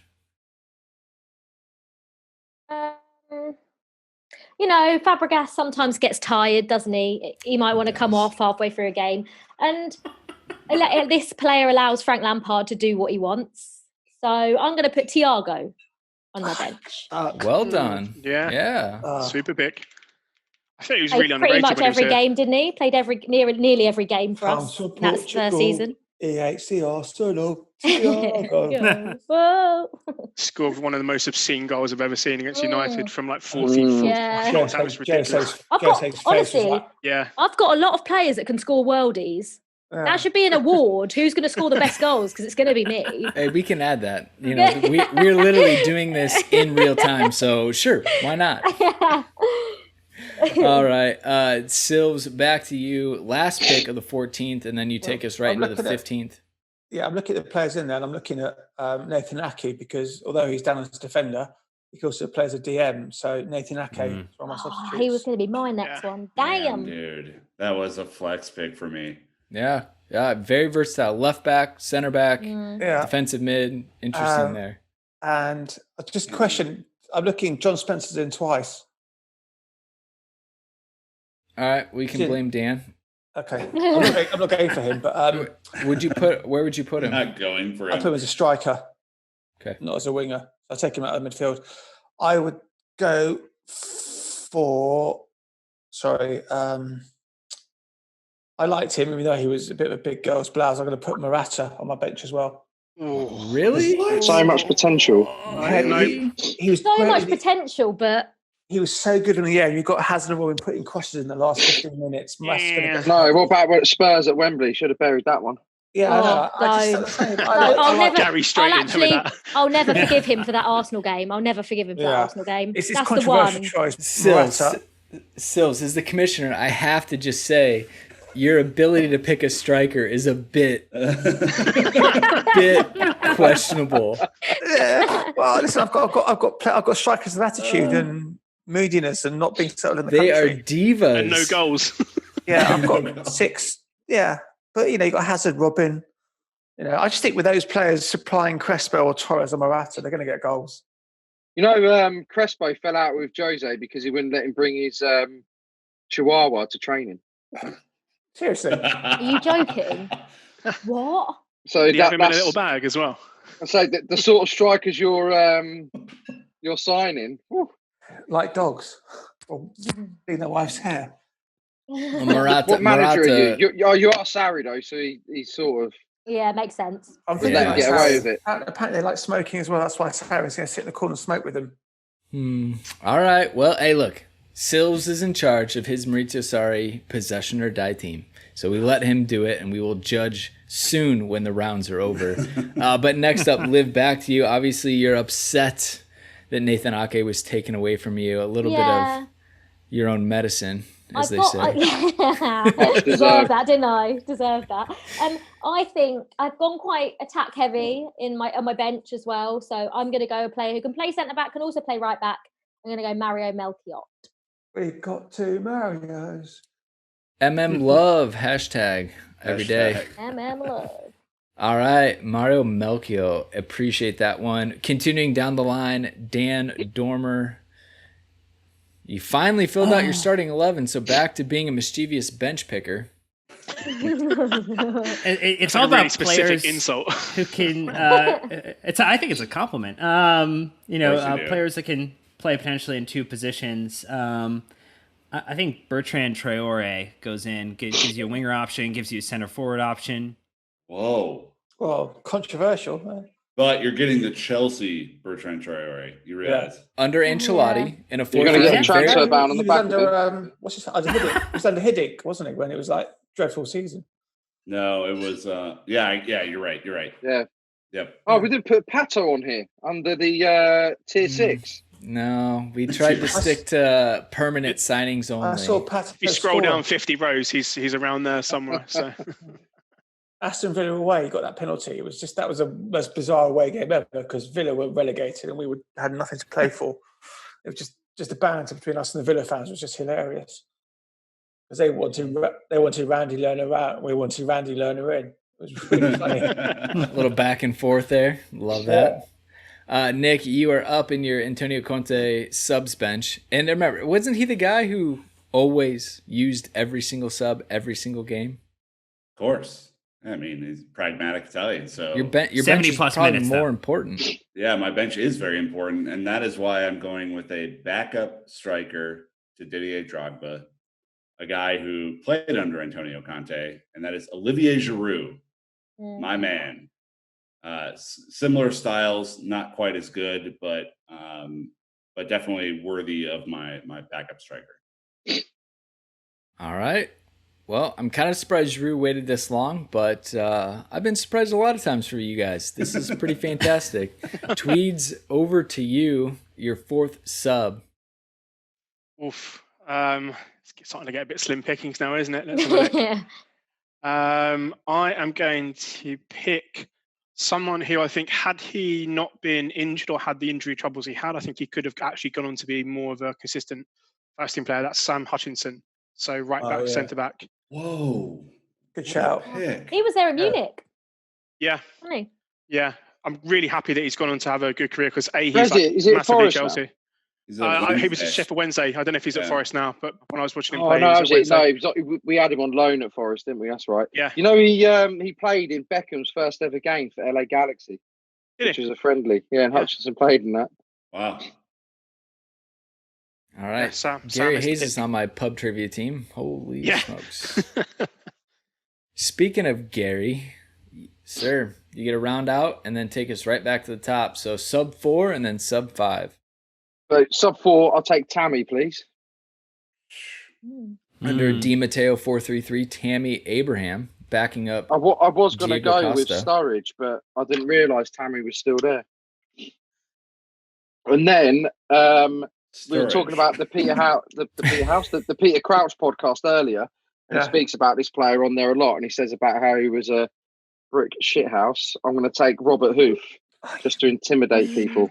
He does talk a lot about Hoof. Yeah. And Parch. Yeah, he is not on this board. I can assure you that. The one with Tony Pulis all the week was funny. It was really good. I've got that backed up to listen to. Yeah, Harry Redknapp was better, just so you know. Yeah, actually, both. Yeah, he's got some great guests on. I think it's a really great podcast. When he scored that goal past Courtois for Stoke from the halfway line, I missed that because I was sending a tweet. I was head down writing, and everyone started. I was like, "What's going on?" Missed it. The absolute worst was going on. Continuing back to you, Tweeds, your fifth sub on the bench.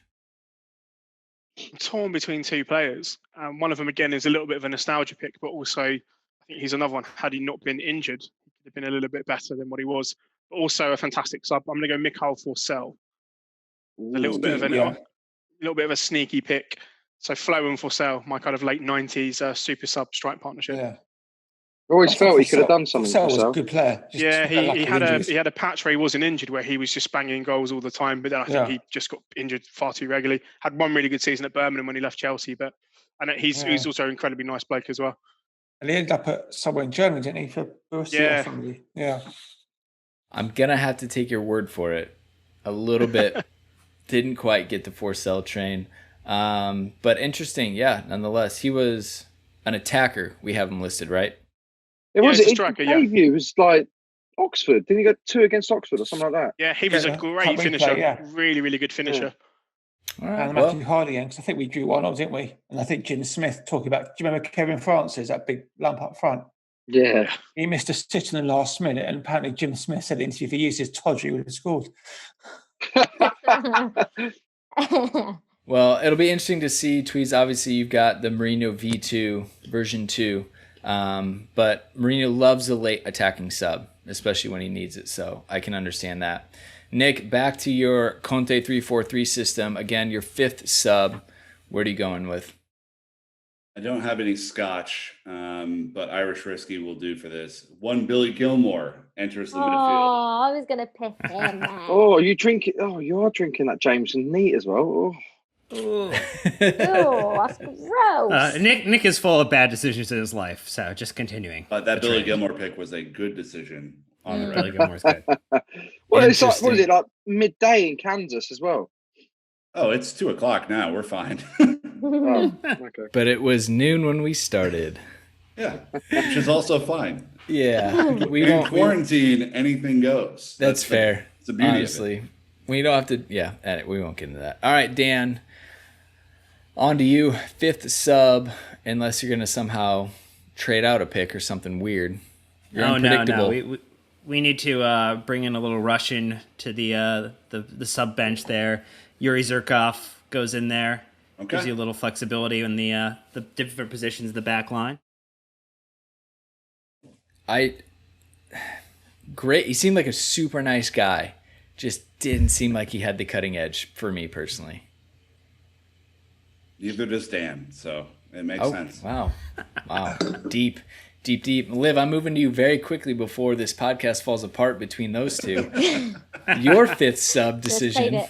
So I'm assuming we have to pick a goalkeeper. No, you can do whatever you want. Oh, you don't have to. The sub should actually allow you to field it, though. I think there should be a second keeper. Am I going to question your decision making? Maybe, but you can do whatever you want. Well, now that I know that, I thought we had to have a goalkeeper in our subs. I'm going to go.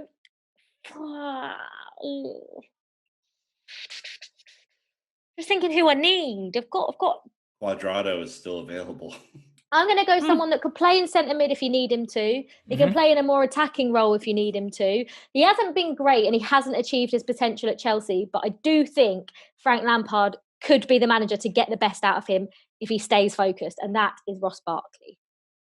Ross, the preseason boss, Barkley. Ross the boss. Barcaldino. Barcaldino. Oh, no. It's when he's on it, he's Barcaldino. When he's not, he's just Ross Barkley.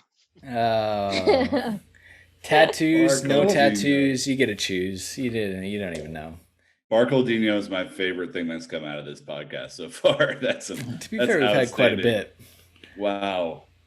All right, Silves, we're back to you on your double pick. So you get sub 5 and sub 6. There's only 2 picks left after this one. Yeah, I think I need a decent commanding centre half for my substitutes bench. So I'm going to put in Erling Johnson as a centre half. Erling really good, Johnson. solid at the time. Erling Johnson, and I'm going to go good at winning penalties. Yeah, and I go for another striker in the same vein as I've followed the whole way through because I thought he was just great. Demba Ba as well as striker. Demba Ba. Yeah, he's got some great goals. PSG is always overlooked as well because of the Gerrard goal, but that goal against PSG last minute was fantastic. So Demba Ba. So I've got some questionable strikers, but I'm going to be. That's an understatement. Yeah, I'm going to be a Surrey version where he's going to really make them all great and score goals. I reckon there's at least 10 goals on my bench.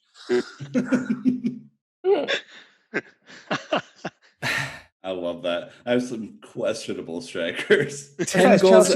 Chelsea's track record of buying strikers recently has been really poor. So I'm kind of following the trend. Yeah. 10 goals amongst 3 strikers on your bench. Holy smokes! Hey, look, it's a Maurizio Sarri. You have Eden Hazard. In fairness, all the smoke around. I couldn't really see the list properly, so that's fair.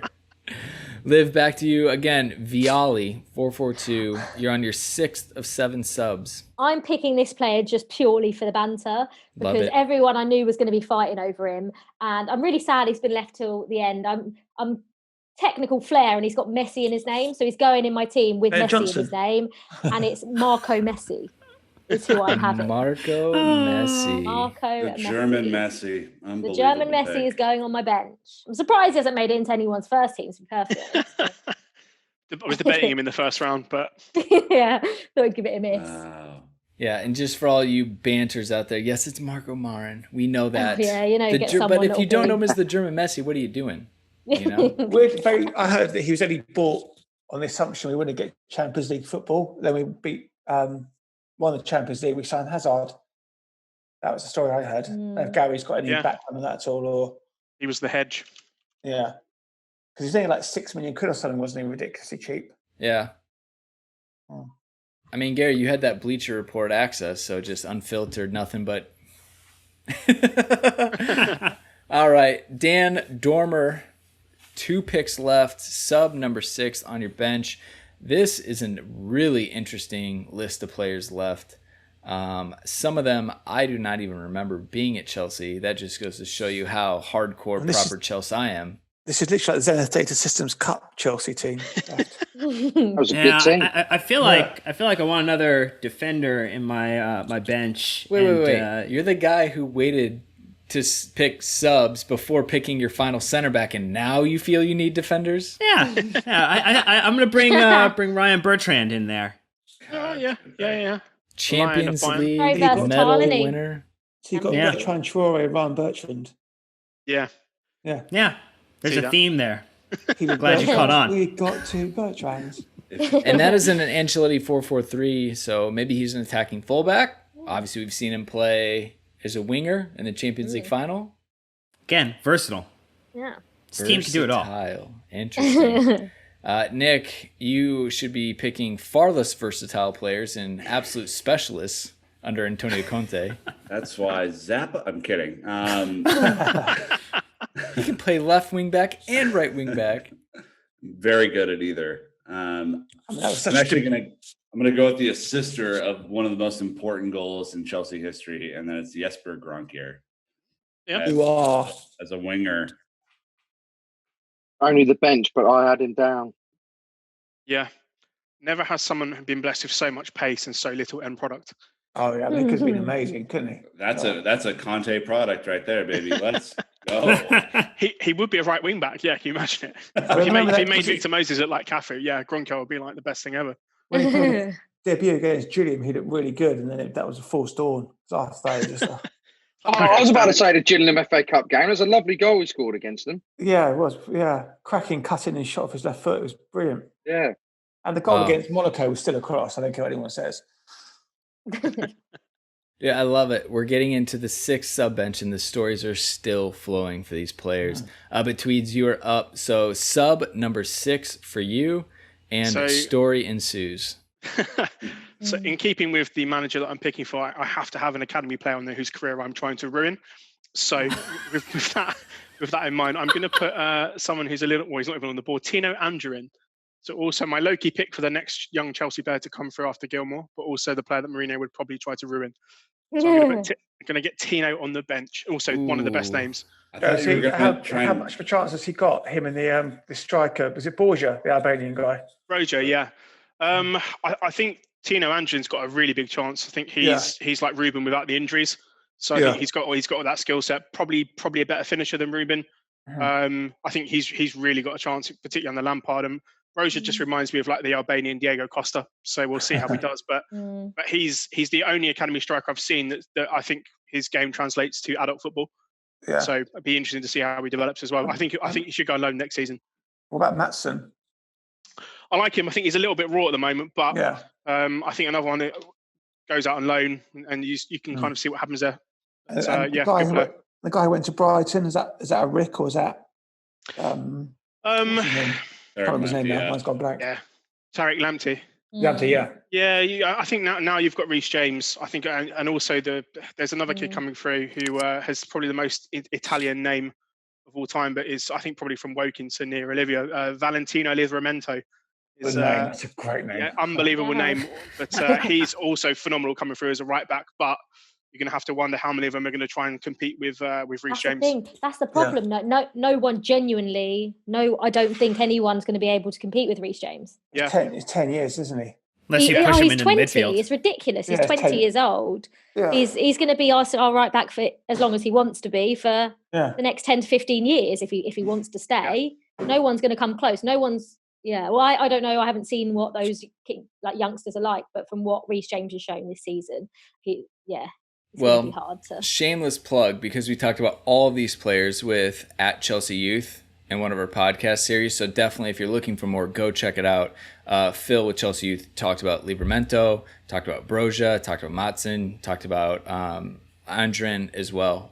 So brilliant stuff from him. Quick plug for my team because I have restreams on it.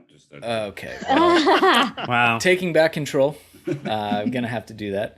So again, Andren, Tweeds. Honestly, I think Josh McEachern. I was waiting for you to pick him. Promising, pick De Bruyne. Promising youth player, absolutely crushed under the Chelsea regime. But I can respect your Andren. Yeah, him and Salah. He's still got another pick. So, anyways, Gary, last pick of this round, sub 6 and 7. You get to round out. These are the last 2 picks you get to make, sir. Pressure is on. I'm going to go for Bjarne Goldbeck, please. Oh, yes. Just for the goal against Tottenham. Yeah. But then I remember when we signed him because we swapped him with Laudrup. Yeah. And he scored that beauty against us in Copenhagen. Oh, no, sorry, at the bridge, right? He scored a beauty against us at the bridge. And, do you remember the banner saying "fuck off Laudrup" and Ken Bates coming over to him to take it down? I was too young to see. Yeah, basically, where we played over there. In Denmark. There's a big banner saying "fuck off Laudrup" because you want to go home, and Ken Bates came and made them take it down. It was odd because we'd only just signed him like 4 months before. Yeah, and he just didn't sell because I think it's just weird. I think he was brilliant at Rangers. He was absolutely phenomenal. Yeah, it was really good. I think Middlesbrough played. He was just unplayable. He was outstanding. It's odd why. Yeah, strange. Maybe just felt it wasn't quite. From Glasgow to London, he didn't find London better for some reason. Small fish, big pond, wasn't he? There wasn't any tenant super in the office in London. Or women without teeth. All right, Gary. Well, the first pick of the last round. Now, this is it for you. This is to round out your team. Yeah, I'm gonna finish on a high. I was going through my team, and I was thinking I've got 1, 2, 3, 4 Champions League winners, including Di Matteo as manager. So I wanted to finish with another Champions League winner. So I'm going to go with Ross Turnbull, please. Yes, Ross Turnbull's won the European Cup. I can appreciate that. So to round that out, again, that is a Di Matteo 4-3-3 was your manager and system, and you have a lot of Champions League medals on that squad, which is quite appropriate for Di Matteo. It's the experience, and Turnbull is the cherry on the whatever you say. The icing on the cake. There you go. The cherry on the stale cake. Tweed, sir, you have Mourinho version 2, the second time around 4-2-3-1. Your last pick of the draft, please. So I always said to myself that my last pick would just be an absolute pure banter pick. And I have a very big Chelsea family, and often when we meet up, Christmas and stuff like that, we have big sort of Chelsea trivia games. And this guy won me quite a lot of money last Christmas. So this was the most obscure Chelsea player that I could think of that's played in the Premier League. So his name is Rati Alexidze. No way. Yes. And he played twice, and he's from Georgia. And I only know that because I don't really know why I know that, but I know that for some reason. So he is going to be the icing on my team. He played against Hapoel Tel Aviv in Israel, didn't he? I think so. He was one of the ones that went over there. Yeah, 2 appearances for Chelsea. Joe Kitamuriki was there as well. Mark Bosnich. Yeah. Rati Alexidze, he was meant to be a really decent player. And he was the German winger, Sebastian Niesel. Yeah. Oh. Yeah, the glory of Chelsea's academy. He hung around in non-league football for years. Who? Niesel? Yeah, Niesel. Luca Pacassi came with Samuel Dell'Abona as well. Tweeds, I'm trying to Google this guy. He was like the slightest when he was 17, wasn't he? I need a spelling. Can you use it? What is the origin of the word? Can you use it in a sentence? R-A-T-I. Yeah, R-A-T-I, and then Alec, A-L-E-K, S-I-D-Z-E. Oh, Alexidze. Wow. Found it. What a sub to come on.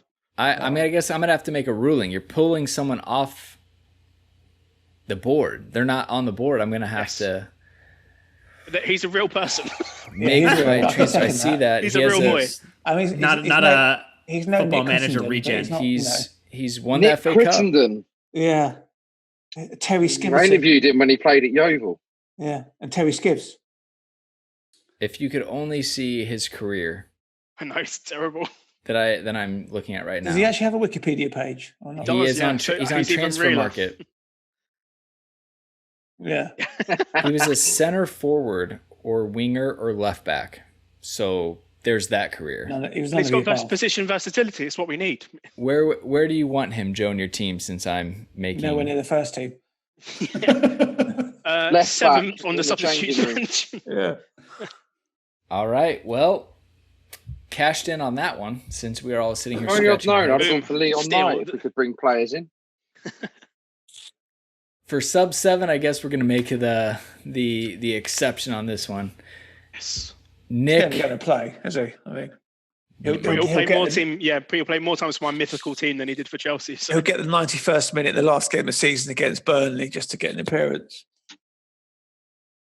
Yeah, Papa. No one's All got right, much time, have Nick. they? No one's taking him. This is a no. disgrace. Hey, there's still 4 picks left in the draft. All right, let's not It's a disgrace. let's not pass judgment yet. Nick, you are up with your Conte 3-4-3 system. Your last sub place. I am going with a guy that I think just was at the wrong time at Chelsea, but could have been lethal if he would have been around for Antonio, which is going to be Daniel Sturridge. Oh, you motherfucker. Wait, Daniel Sturridge? could play on the Over- wing, could play it in the middle. He would have been epic. Oh, I was going to go for him next as well. I'm not going to lie. I kind of assumed you would go with Lukaku, who Conte tried to sign twice. I actually thought about that, but I'm getting 15 Lukaku, and that ain't the same guy. So True, yeah. that ain't him. Mm-mm. All right, Dan, you're up with your last pick. You have an Ancelotti team with a 4-3-3 formation. Your final sub.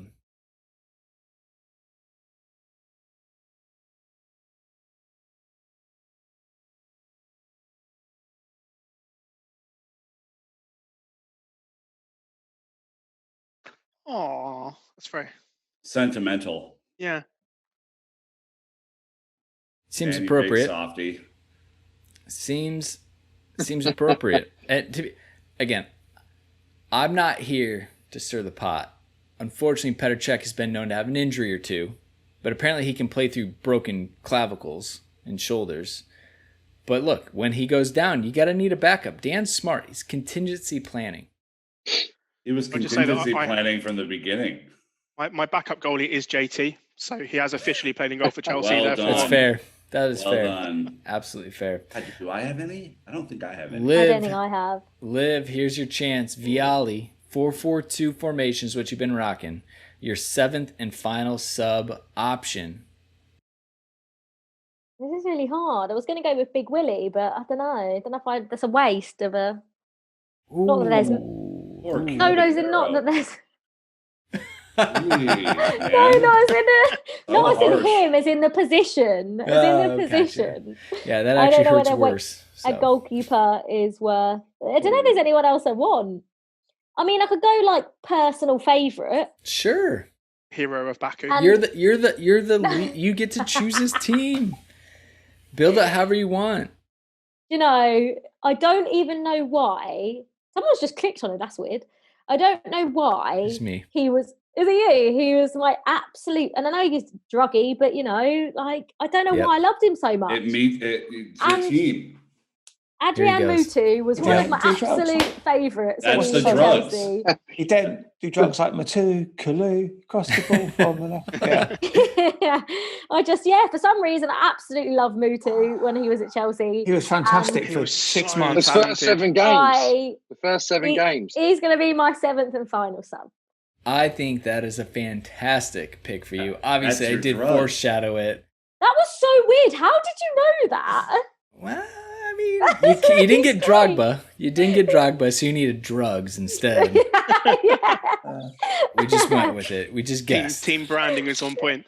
To be fair, I should exactly. get one right after how many rounds have we been through now? All right, Dan Silves, my man, you get the last pick of the irrelevant. inaugural 2020 Yeah, Chelsea FC draft. No pressure, sir, but everyone is listening.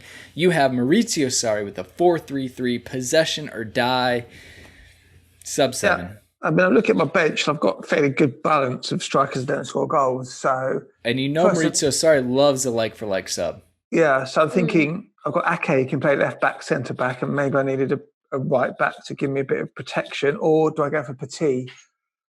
You know what? Good, solid defender. I think he'd do well under Sarri. I'm going to go for Alba Ferrer. Yeah, Chappie. As my last Chappie Ferrer as my last defender. So I've got, a decent, a solid, good, outstanding. Oh my God! Forward thinking fullback. So give me a bit of balance. Really interesting. All right. So that's the draft. Your match day 18 squads have been completed. We have them. They are locked in. All right. No more changes to the rosters. So right away, just as I look at this. Gary's putting his papers away finally. Yeah. Well, I scribbled up the team that I did have that was stolen off me. Yeah. Liv had you in her back pocket the entire day, Gary. Man marked by Olivia. Which is hilarious because you two were like on opposite sides of the draft as well. Exactly, the beast. Well, I have to say, if you go from a number standpoint, I do have to give it to Joe Tweeds for having the most tier 1, tier 2 players in his squad. So if you're a FIFA player and you're just going for the best of the best, Joe, you did do it. I'm interested in gonna go through one at a time. So Silves, to you. Obviously, I feel like you probably got hard done the most with the Maurizio Sarri manager. Yeah, I mean, literally, I was on a losing streak from minute one. I knew you weren't going to be happy. Understandable. How do you think your team fares? I think the fact that you got Kepa and Jorginho, literally the 2 players signed for him at Chelsea. Like, what do you think your team overall? I know I rode you hard on the strikers, but what is your grade on this? How do you think you did? I think I've got a decent team. I think look at my, I've got a lot of pace up front, which is important for the transition. I think I've got some good fullbacks like to get forward. I've got some ball playing centre halves, which we like. You have 3 people in your team that can score. Yeah. Between Jorginho and Mikel, I'm not sure they'd get one shot on target over like a 5-game period, but. Okay, twist a knife, Joe. This is more Scolari than Sarri, isn't it? Yeah. For the football you're going to see. No, but I'm thinking. I think the front three's quality though. I think that Robin Hazard, Crespo would kill people. Yeah. Yeah, you think you get the ball out to Hazard or Robin, they cross the ball to Crespo. They're going to score goals. I mean, Mikel can hit a simple pass to Jorginho. Jorginho can find Hazard. Hazard can cross. Crespo will score. So Morelos will break it up. In the transition, I think I do all right. And if it all goes wrong, I bring on Torres. Happy days.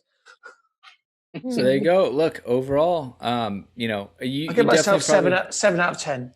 7 out of 10. All right, we can appreciate it. I think that's respectable. Sarri is a difficult hand under Chelsea because he's obviously so specific. Liv, going to you. You had Gianluca Vialli. Knowing you are the youngest one of us all, this was probably a bit of a challenge for you. Yeah. I don't know how much of Vialli's Chelsea you watched in the 4-4-2. Not a lot. Any Chelsea I've watched, we've never played with 2 strikers, so it was quite difficult. But you just got to go with it, haven't you? I'm actually, when you think of like if their style of play was technical flair, I think you look at Pedro, especially Fabregas. Frank Lampard had it as well, and there's not a lot of technical flair, say, in that back 4. But then you think of the technique behind the goals they score. Alex, Belletti. Have all scored. Even Ivanovic has scored some really good goals. So absolutely. I think the style of play, the technical flair, sort of works within the team. And obviously Oscar on the bench, who was brilliant as well. So yeah, I think I've done all right. Thiago on your bench and Barkley. I think to be fair, I think you have a solid squad. If you give yourself a rating out of 10, how do you think you did? Oh, I'd probably say like 7 or 8.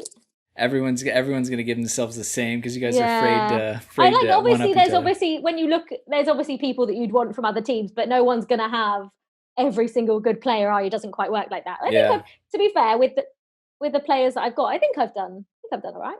Well, that's fair. How about this? I can go back to Silves too. Olivia, who is the one player that you missed out on that you wish you had?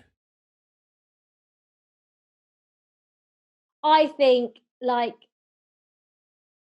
I don't know. I just, from the start, obviously, it was really difficult that one of Frank Lampard, John Terry, Didier Drogba, Diego Costa, they were going to go early. And I just Drogba or Costa would have been just a good, because when you play 4-4-2, you sort of need a striker and then someone that's just going to play off the striker. And Johnson would have been the perfect player to play off the striker. With a Drogba or a Costa, that's just a perfect attack with Joe Cole and Pedro on the wings as well. So yeah, I think a Drogba or Costa style player I probably would have wanted.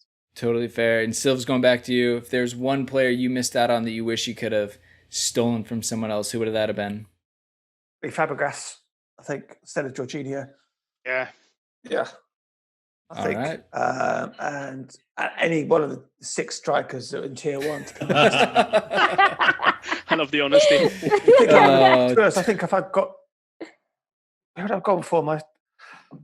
Probably Costa, I think, because you just want that bit of aggression up front. I look at my team; it's it's a bit shithouse with Carvalho, Leboeuf, Jorginho, and Costa. That's like you got suspension by 10th of September kind of thing. That's brilliant. Yeah. Dan Dormer, you had Carlo Ancelotti, the 4-3-3 free-flowing attack. How do you think you did, sir? Yeah, I feel good about this team. I think the team is also super versatile. Only 4 tier 1 players. Yeah, but you look at the stack of, I think, players that would edge from a tier 2 to a tier 1, depending upon where they're played. I think if I were going to knock it for anything, the center back pairing of Cahill and Ampadu is probably the biggest from the That's side. weak. I appreciate your honesty, because you're right. That's Crystal Palace. Because you're right. That's literally Crystal Palace. Clark and Cole on the sides. I've got Matic in front of them. I think they get buffered and protected a little bit. Plus, they got checked behind him. You have to call Ashley Cole T-Tray because he's carrying the whole team. All right, Dan. Grade yourself, sir. Give me a score out of 10. How do you think you did for trying to build a team for Carlo? 7.5. All right. Yep. I'm going to get the same scores from everyone. That's fair. One player you wish you had on your team that was taken away from you ruthlessly. Any of the top defenders. So Terry, Dessier, Gallus, like that right there would make this team a 9 without question. All right. Wow. One player bumps him up 1.5. Interesting. Nick. Interesting math. Yeah, Nick. Antonio Conte, 3-4-3. Very, very specific formation. Disciplined passing patterns. We heard all about it. They got bored in training. They just did it over and over and over. The repetition maestro. Highlights to the lights of your roster. How you feeling? Yeah, I probably had the most set formation. So I had players that no one else was really going to draft. So it made some of my decisions easier and some of them harder. But I think I did okay. Cudicini, I think, would have been a good goalkeeper for Conte. Back 3 is familiar. I think Tomori just doesn't have that much experience, but I think he would have done well. I don't know. I think the Maluda Mount Drogba front 3 would have been interesting. I wish I would have had another run at one of the other top attackers, but there were not that many. Like when we were going through this originally, one of the areas of weakness that we found for as good as Hazard was or any of these guys, after Hazard or Mata, it dropped kind of significantly. So feel good about N'Golo Kante though. He's my guy. No, it's great. Your rating? Can you give yourself a rating? For the formation that I was asked to play, I think it's an 8. I think it's a solid 8. Look, I think your defense is class. That back 5 is just absolutely spot on. Don't think you can, especially with Luiz in the centre, because we all know what he's like in a 4, but we all know how good he was in a 3. In a 3, so. Yeah. And you've got 2 of the best wing backs there, so. And then if you think about it, N'Golo Kante breaks everything up. I heard Dennis Wise, didn't get to see much of him, but he's an absolute pit bull. He would fight. He was in the trenches week in, week out. And he's mischievous as hell. I love mischief. And and then if you do look at your subs bench, you have a good fit. So overall, well done, sir. I think you did well. Did you name the one player that you wish you could steal from Dan Dormer? No, I didn't want it from Dan. Fucking Gary stole Ruben so early that I was devastated because him and N'Golo together would have been unbelievable. But yeah, Ruben for sure. You could have had Bakayoko with Kante. They do have a Minnesota had song. this song, yeah. Oh, that's my favorite. Honestly, it's just such a shame that it just ended up how it did. Because when we played Atletico Madrid, Yeah. when we were in the Great. concourse before the game, oh my gosh, that song was just amazing. Yeah. Everyone is singing it. It was just such a shame. Jake, edit that Bakayoko song just in was here. so yeah. He was Yeah. yeah. On the Spurs Absolute game waste. at Wembley, he was outstanding, wasn't Yeah. And he was Atletico injured away, too. he was He's phenomenal. playing on one leg. All right, brilliant. But the 25 minutes that Bakayoko had against Watford before he got sent off was probably the worst performance was I've ever seen from anyone in a abysmal. Chelsea player. So bad. Like that was so bad. You get the highs and the lows with that We've guy. seen David Hopkins play for us. That was bad. He was. All right. I think he was signed with an injury anyway. I think Conte Yeah. forced the signing because he was signed with a dodgy knee. I don't think Yeah. he probably would have failed a medical, to be honest. But they pushed the signing through. All right. Well, Tweeds, over to you. You had Mourinho, the second spell, 4-2-3-1. Track back and defend was your style of play. How do you think you did? What are your highs and lows in your roster there? I think I'm pretty happy with it. I think if I'm going to sit back and counter teams, which I probably would, I think the front three have got a lot of pace and finishing and goals in them. I think Zola's got the creativity in the middle. I think Ballack and Essien are probably two of my favourite midfielders that we've had. Yeah. And I think that back four is solid. People might doubt that Andy Myers pick. I think for me, I just wanted someone really solid in there as a left back. But I think Terry, Gallas, Zuma, Myers with Essien and Ballack in front of them is about as tough as you're going to get for a Mourinho team. Essien and Ballack are just two beasts. I mean, they are absolutely epitome Mourinho players, aren't they? Just absolutely just winners. And they've got goals in them. Yeah. Essien's worth 5 or 6. Ballack will get you goals from set pieces and so on. Yeah. I think really that front five is goals. I think Anelka by himself is 20 goals. Shell's 5'10", Willian 5'10", Zola probably similar. So, and we all know Gallas and Terry. Terry and Gallas have got to be worth 7 goals a season each. And Willian's never scored 10 7 goals a goals. season. Yeah, pretty happy with that. Yeah. And then the one, or if you gave yourself a rating out of 10. I'm going to break the mold, and I think this is a 9 for a Mourinho team. Whoa! All right. The thing that would bump it up is the player that I would take. If I had Ashley Cole at left back, I don't think you'd score against this team. No. Oh, interesting. Yeah, really good. So Ash Cole is your player. He was, you wanted. yeah, he was the left back that I wanted. All right. Well, last but certainly not least, Gary, you had Robbie Di Matteo and a 4-3-3 fluid attacking movement. Again, highs and lows of your team.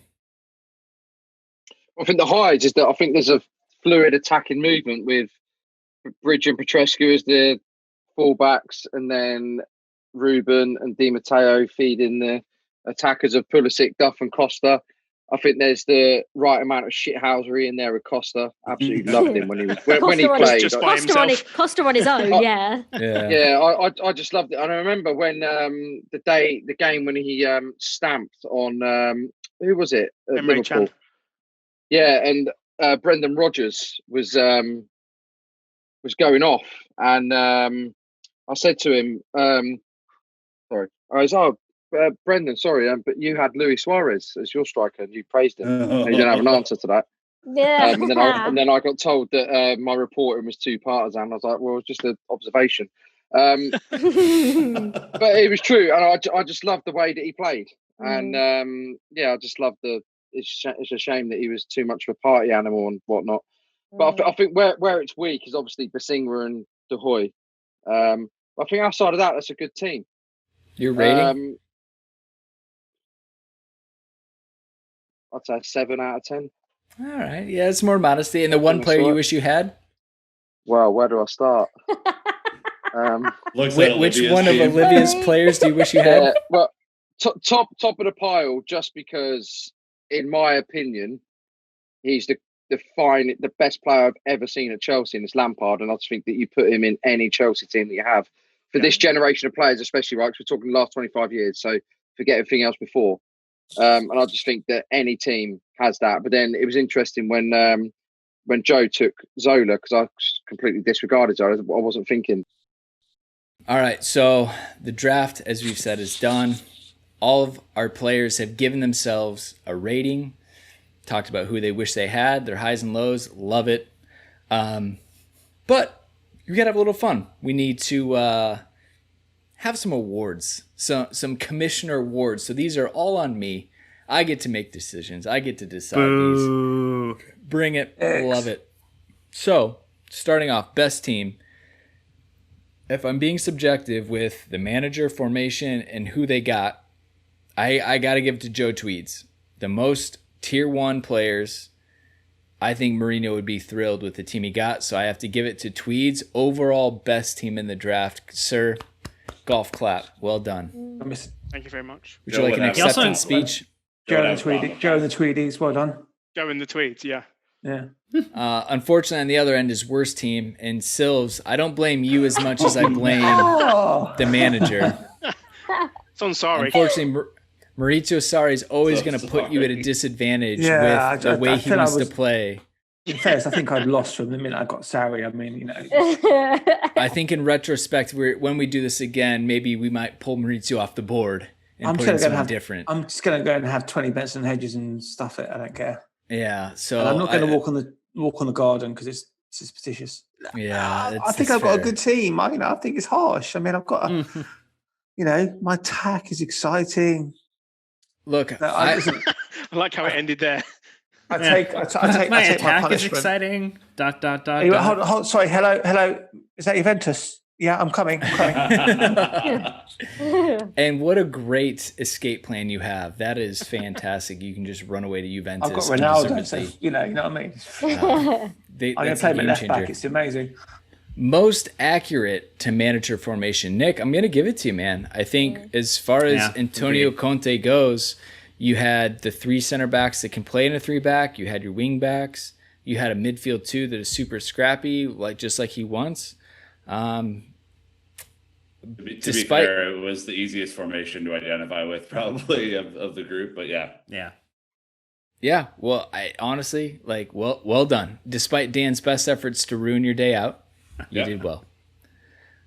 Steal of the draft. I actually have a tie for this, so I'm going to give it to Liv and Nick. Liv, I think Oscar as your bench, a tier 1 player on your bench, is fantastic, especially with a Vialli technical flair.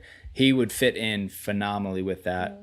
And Nick, I'm going to give you credit with Kovacic as well. Again, for him to be able to play in a midfield 2 under Antonio Conte, to pick him up as a sub, I just thought that was great. Now, to be fair, some of our subs benches were a bit banter-filled, but I'm glad we did that.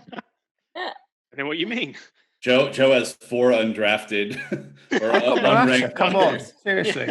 2 people didn't even know about. Does that not impact his overall team rating? Just out of curiosity. His first team is the best. Okay? I've got the trophy. It's fine.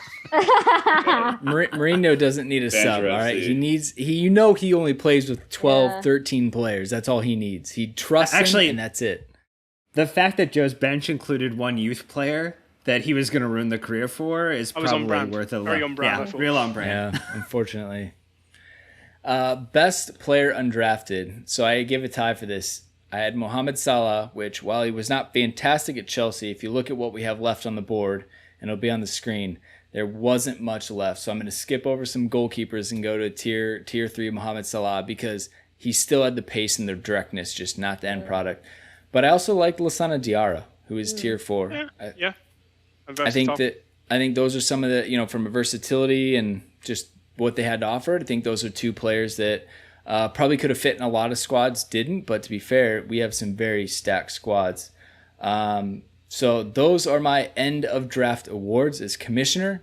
But players, you all did the hard work. I sat back in my leather recliner and watched, and it was quite enjoyable. Thank you all so much again for taking this little journey with us. You all are the best. We appreciate you, and thank you. So thank you to everyone. Your teams are brilliant. This has been so much fun. We're on 3.5 hours worth of hanging out with you guys on this Sunday. So Liv, Sills, Nick, Dan, Gary, Tweeds, thank you all so much for hanging out with this. Listeners, hope you loved it. Let us know what you guys think of these lists. Who could have improved on their teams? Who do we miss? Things like that. We'd love to talk about it. But until next time, Chelsea fans, you know what to do. Keep the blue flag flying high.